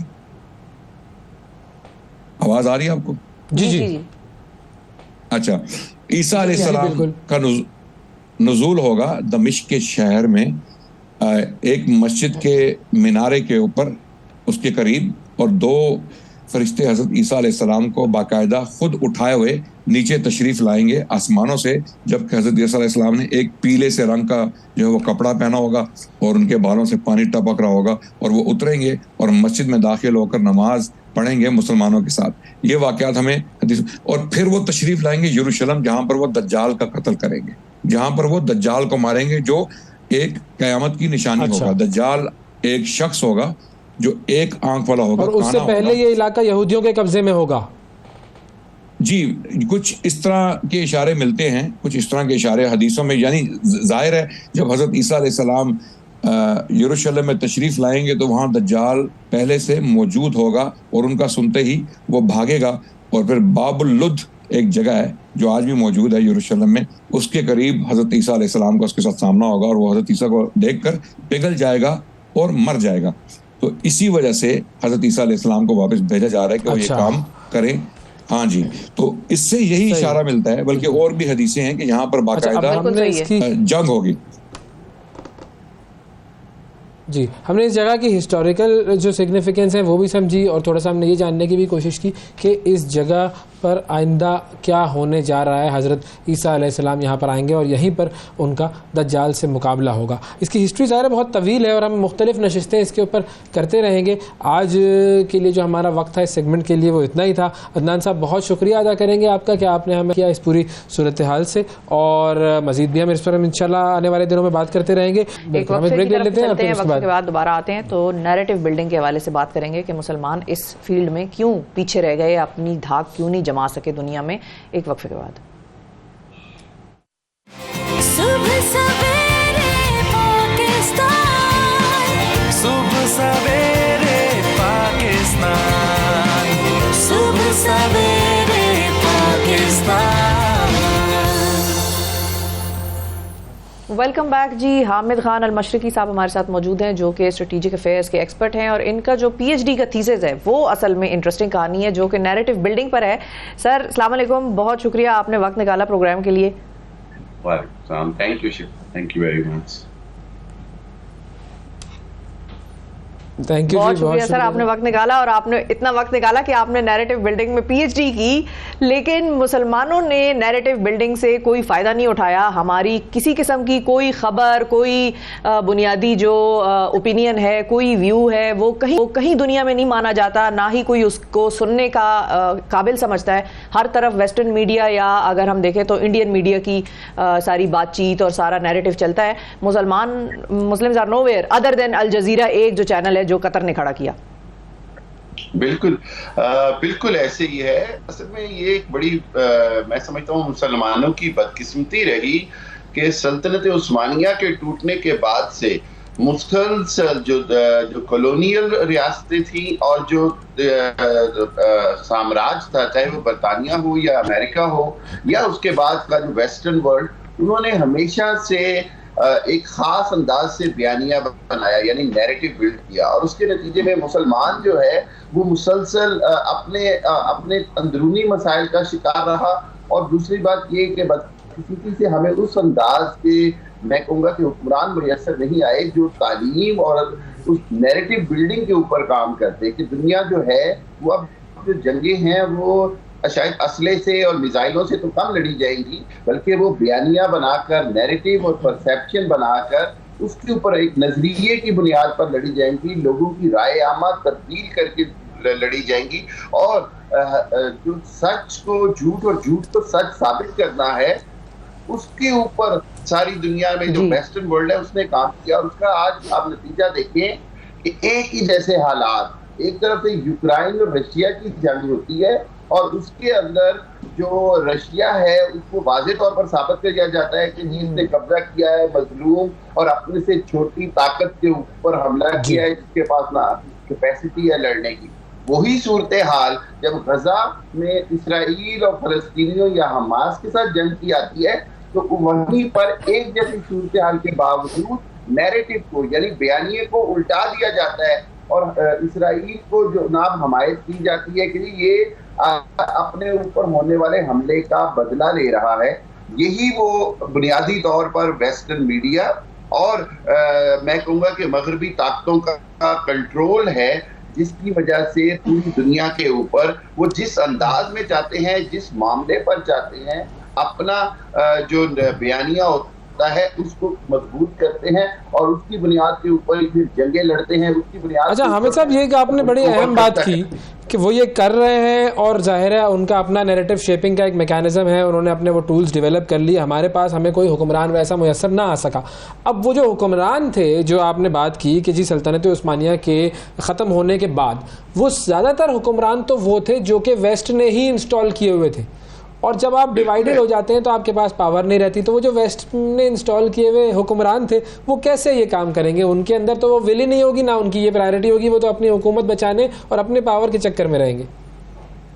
बिल्कुल बिल्कुल दुरुस्त कहा आपने अवैस। लेकिन मैं इसको क्यों बदकिस्मती कहता हूँ? मैं इसको बदकिस्मती इसलिए कहता हूँ कि मुसलमानों ने 40-50 साल बाद OIC जैसा प्लेटफॉर्म बनाया, जो कि एक ऐसा प्लेटफॉर्म था जिसकी बुनियाद ये थी कि मुसलमान अपना जो खोया हुआ मुकाम है वो दोबारा हासिल करने की कोशिश करेंगे। लेकिन बदकिस्मती से मुसलमानों के अंदरूनी खलिशात मुसलमानों के अंदर ममालिक के बादशाहों या हुक्मरानों की अपनी रस्साकशी, अपने इक़्तिदार को मजबूत करना, जहां पर हम वेस्टर्न वर्ल्ड को जिम्मेदार करार देते हैं, वहां पर हमें ये देखना होगा कि खुद हमारे जो हुक्मरान हैं उन्होंने अपने इक़्तिदार को बचाने के लिए और अपनी आवाम को किस तरह अंधेरे में रखा गया। और एक और मैं आपको चीज बताता चलूं, जब मैं PhD का कर रहा था तो हमने एक पूरी स्टडी की कि किस अंदाज में पूरी दुनिया को इराक की जंग में कीमियाई हथियारों के नाम के ऊपर बेवकूफ बनाया गया, और खुद बाद में उसका एतराफ भी किया।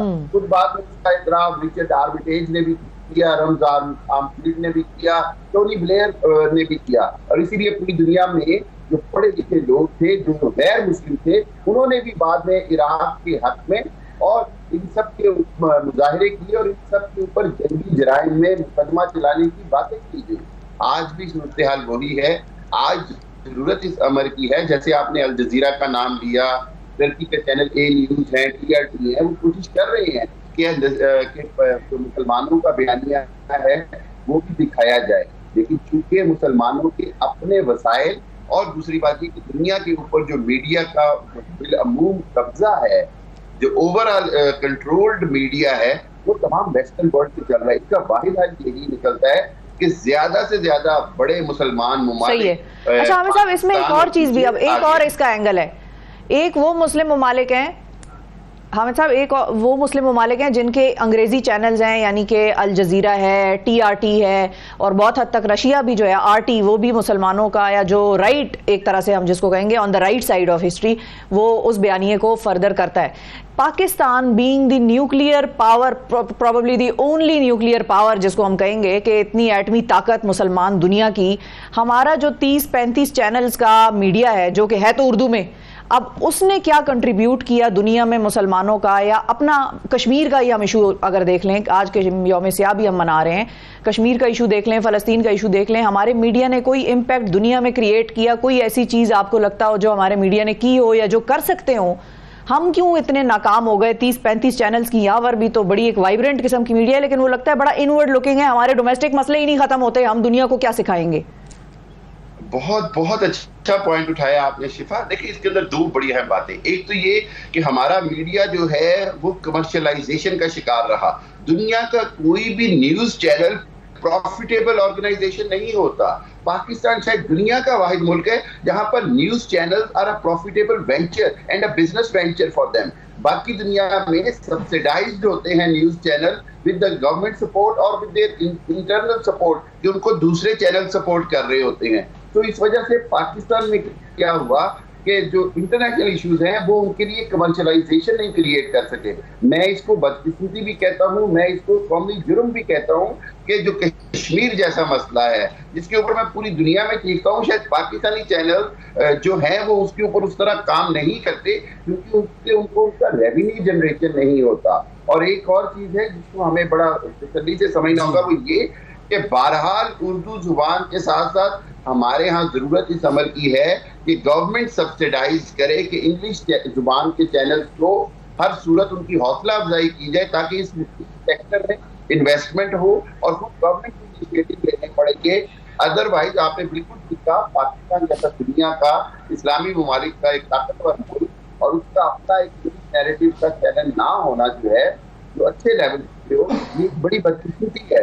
क्योंकि आप बहुत बड़ी बदकिस्मती है बिल्कुल। अच्छा, फाइनली मैं इस चीज़ की तरफ आना चाहूँगा। एक तो है मेन स्ट्रीम मीडिया हमारा।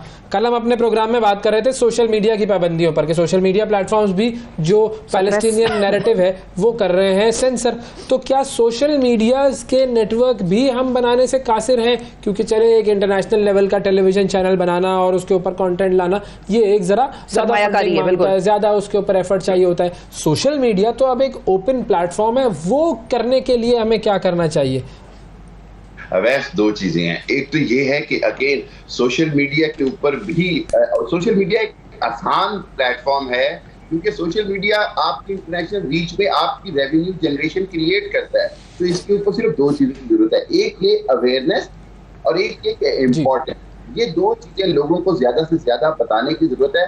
और अगेन मैं ये कहूंगा कि फलस्तीन जैसे मसाइल हों या कश्मीर जैसा मसला हो या बोस्निया, शाम, अफगानिस्तान, इराक, खुद पाकिस्तान, बहुत सारे ऐसे मामला हैं जिसके ऊपर लोगों को ज्यादा से ज्यादा बताने की जरूरत है कि आप इसके ऊपर ज्यादा से ज्यादा काम करें, और सोशल मीडिया पर आपको इसका रियलिटी में भी आपको इम्पैक्ट आएगा।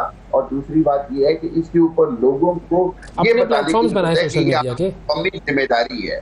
It is your national duty as a Islamic country and a मुस्लिम।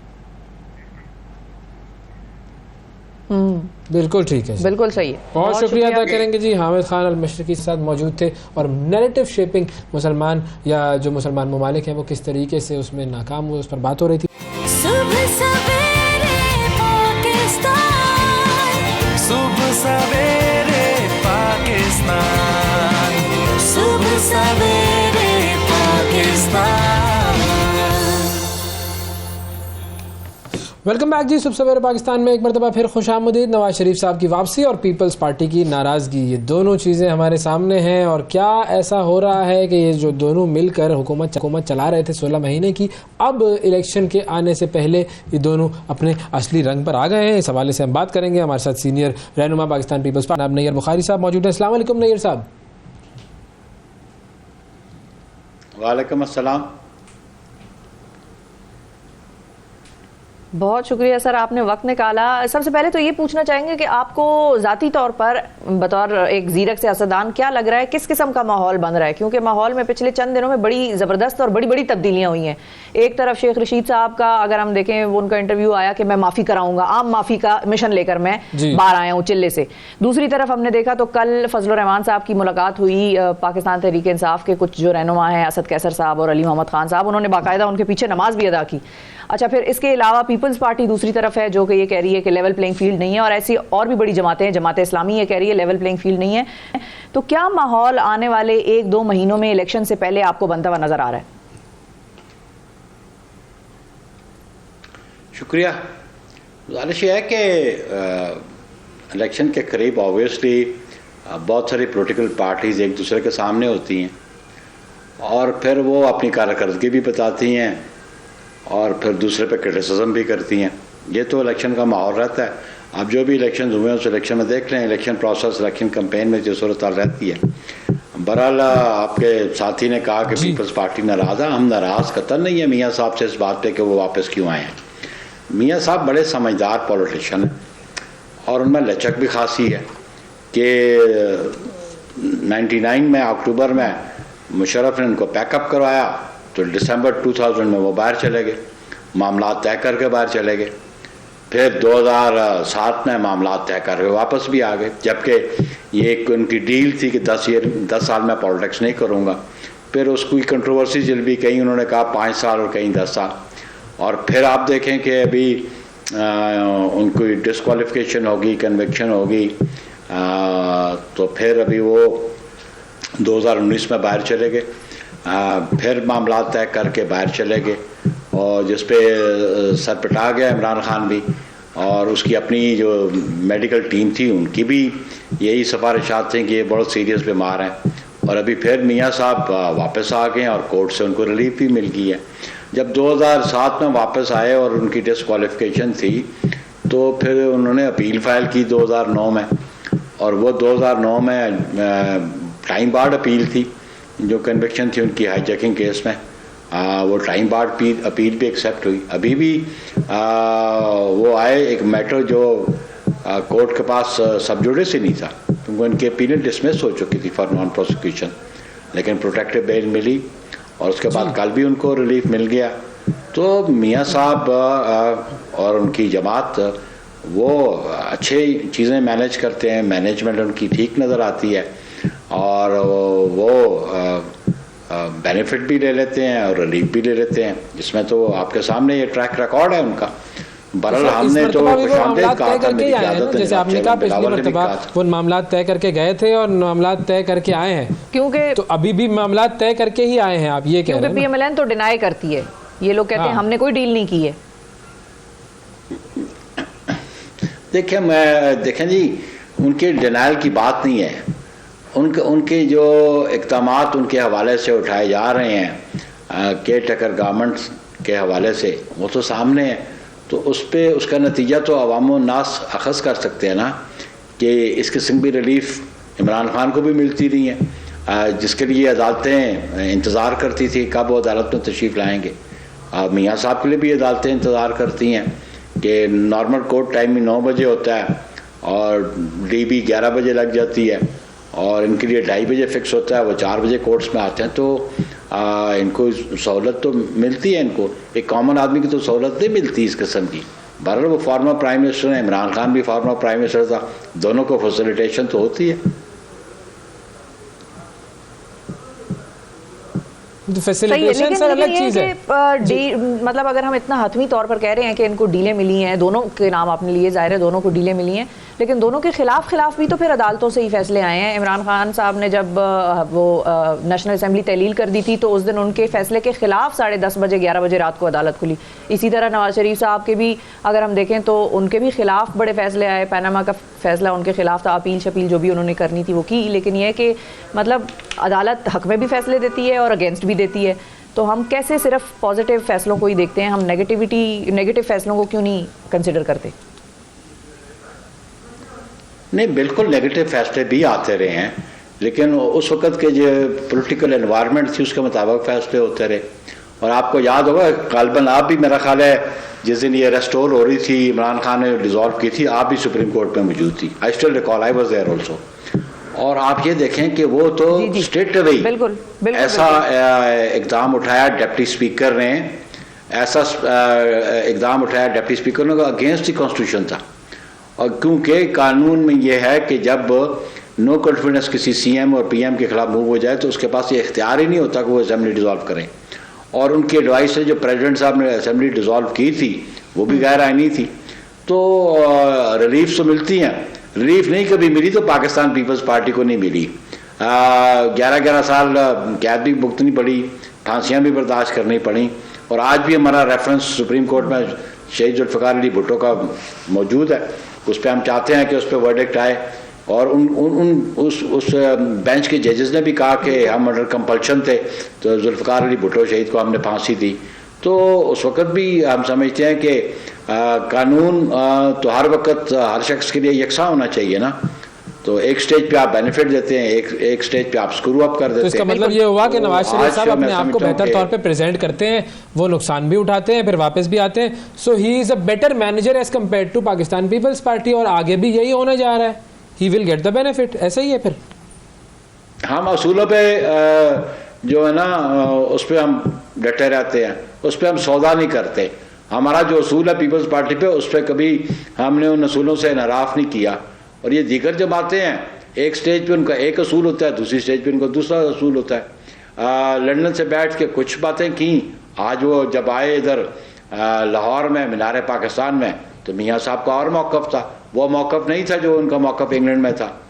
तो इसलिए पाकिस्तान पीपल्स पार्टी का जो मौक़िफ़ पहले दिन होता है उस पर वो कायम रहती है। जुल्फ़िकार अली भुट्टो शहीद को नहीं ऑफ़र किया गया होगा कि तुम मुल्क छोड़ के चले जाओ, लेकिन जुल्फ़िकार अली भुट्टो मुल्क छोड़ के नहीं गए और वो अपनी आवाम के साथ रहे। और उन्होंने जुल्फ़िकार अली भुट्टो शहीद ने एक बड़ा तारीखी तो अपने नए मौक़िफ़ के तहत नवाज शरीफ साहब आगे आने वाले इलेक्शन में कहाँ पहुँचेंगे? पीपल्स पार्टी उनका क्या मुकाबला कर पाएगी? वो तो नवाज शरीफ साहब तो वज़ीर आज़म फिर इसका मतलब बन ही गए ना, मतलब it's the writing on the wall.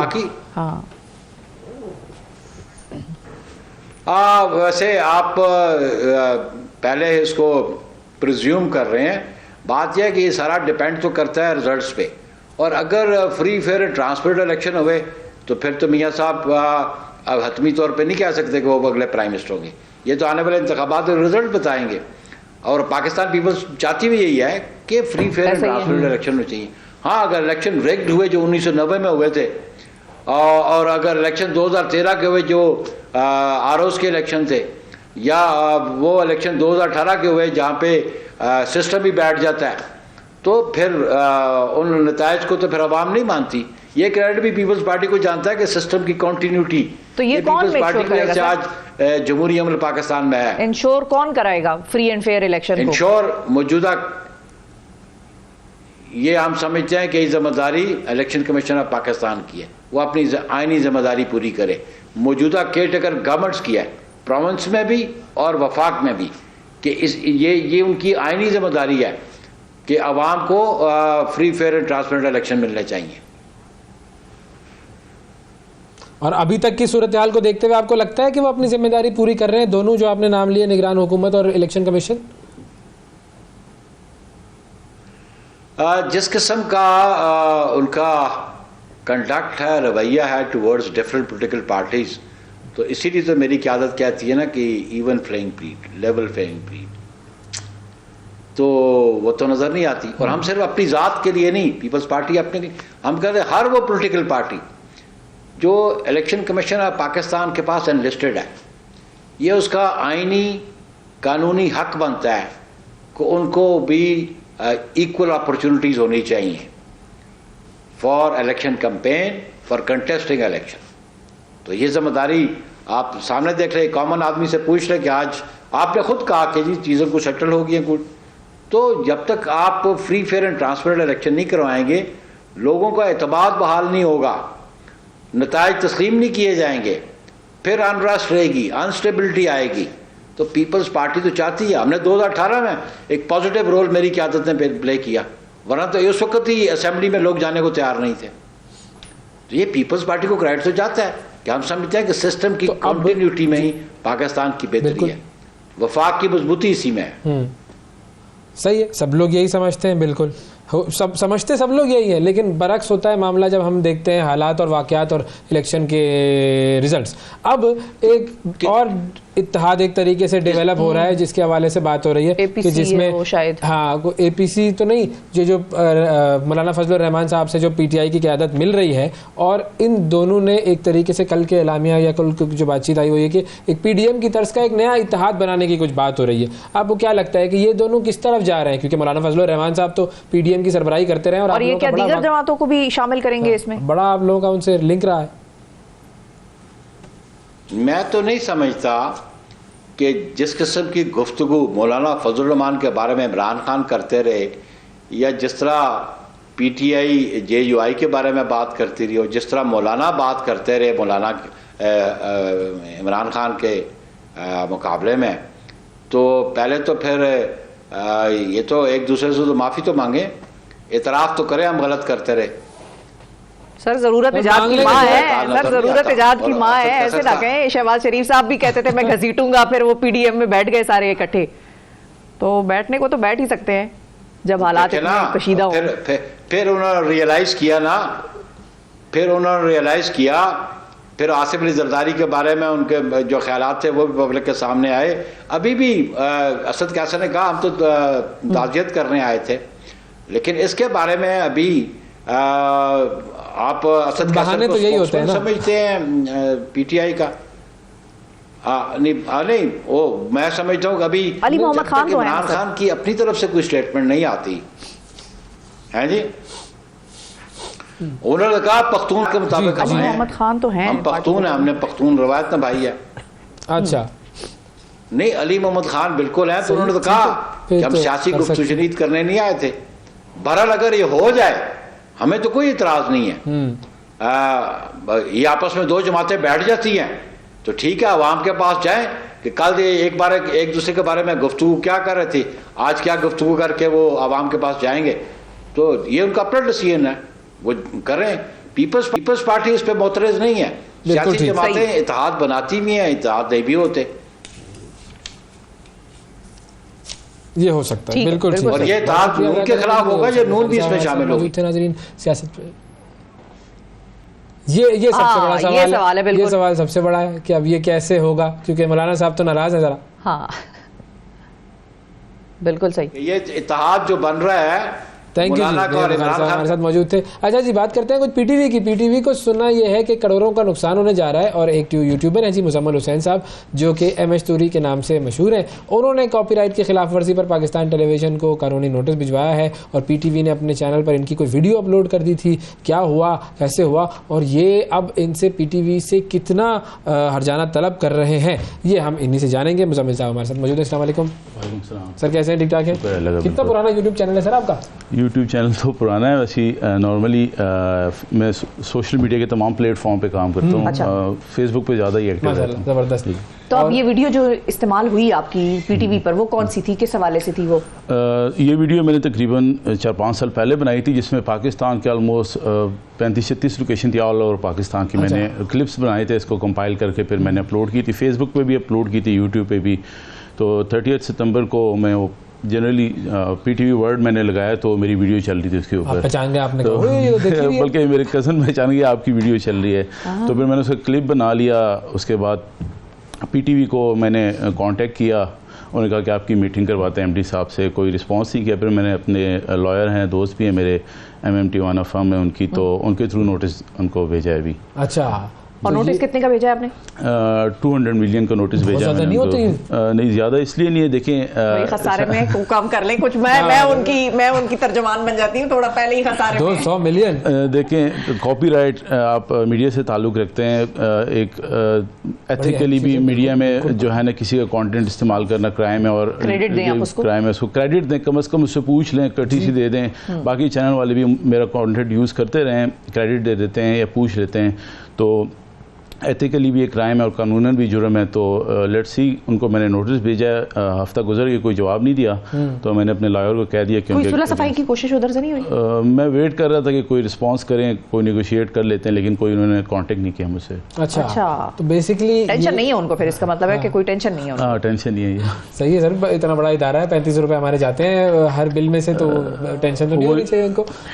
लेकिन बेसिकली ये जो हमारे यहाँ पे कॉपीराइट के मामला हैं, हम सब जानते हैं कि होते हैं, लेकिन इसमें कितना एतमाल होता है कि जी ये गलती से हुआ, क्योंकि दानिस्ता कोई यूज़ करे तो वो एक अलग चीज़ होती है और गलती से यूज़ करना एक अलग चीज़ होती है। देखिए, मेन स्ट्रीम मीडिया पे आप किसी का कंटेंट चला रहे हैं, जाहिर बात है पढ़े लिखे लोग ही सारे बैठे होते हैं, और आप एक सरकारी स्टेट ऑन चैनल है जो मेन स्ट्रीम मीडिया पे आपका कंटेंट चला रहा है, अब वो गलती से तो किसी चीज़ की किसी की वीडियो नहीं चला सकता। आप प्राइवेट चैनल में जब किसी दूसरे चैनल का कंटेंट चलाते हैं तो साथ कर्टेसी मेंशन करते हैं नीचे, तो अगर आप गलती से ये चला रहे हैं तो गलती से कुछ भी चला देंगे सरकारी टीवी चैनल पे, तो ये तो नाकाबिले माफ़ी है, ऐसा क्राइम है कि इस पर। तो अब इसका नेक्स्ट स्टेप क्या होगा? नेक्स्ट स्टेप यही है कि 3 दिन का मैंने रिमाइंडर नोटिस भेजा है, वैसी जो लॉयर है उसने केस तैयार कर रहा है, इंशाल्लाह विदिन 2 और 3 डेज़ अदालत में उसको हम इंशाल्लाह लेके चलेंगे। अच्छा, तो लेट्स सी कि आगे फिर क्या तो ये जब केस होगा तो ये तो फिर 200 मिलियन तो बहुत सारे होते हैं। देखिए, तो हमने आपका मौक़िफ़ देखे दुनिया के सामने लेकर आए हैं, तो 200 मिलियन में से 200-250 तो बनते हैं। देखें, ऐसा तो होना चाहिए। वो तो जब से केस किए मुझे मैसेजेस आ रहे हैं कि अच्छा। हमारा ऐसा रखना, मैं सोच रहा हूँ अपनी तनख्वाह में से लोगों को बांटूं, बाकी इससे ही हो जाएगा 200 मिलियन।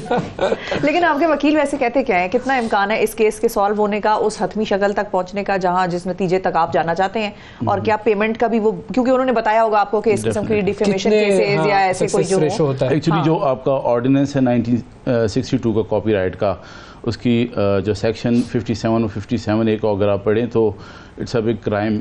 मतलब किसी भी आप सोशल मीडिया को उठा के देख लें, वहाँ तो आप किसी का कंटेंट यूज़ करें, फेसबुक, यूट्यूब, आपके पास कॉपीराइट मैनेजर होता है, विद इन अ सेकंड्स आप उसके चैनल को डाउन कर सकते हैं, उनको। अब लॉ की बात की जाए, पूरी दुनिया में आप किसी भी अगर मेन स्ट्रीम मीडिया आपका कंटेंट चलाए तो फ़ौरन से उनके खिलाफ एक्शन हो जाता है। पाकिस्तान में भी कानून तो मौजूद है, अब देखते हैं किस हद तक इम्प्लीमेंट होता है, और बड़ा स्ट्रिक्ट कानून है मतलब कॉपीराइट का, और डेफिनेटली उन्होंने चीज़ चलाई है, मेरे पास उसका प्रूफ मौजूद है, ओरिजिनल कंटेंट मेरे पास है और रॉ फाइल मेरे पास है।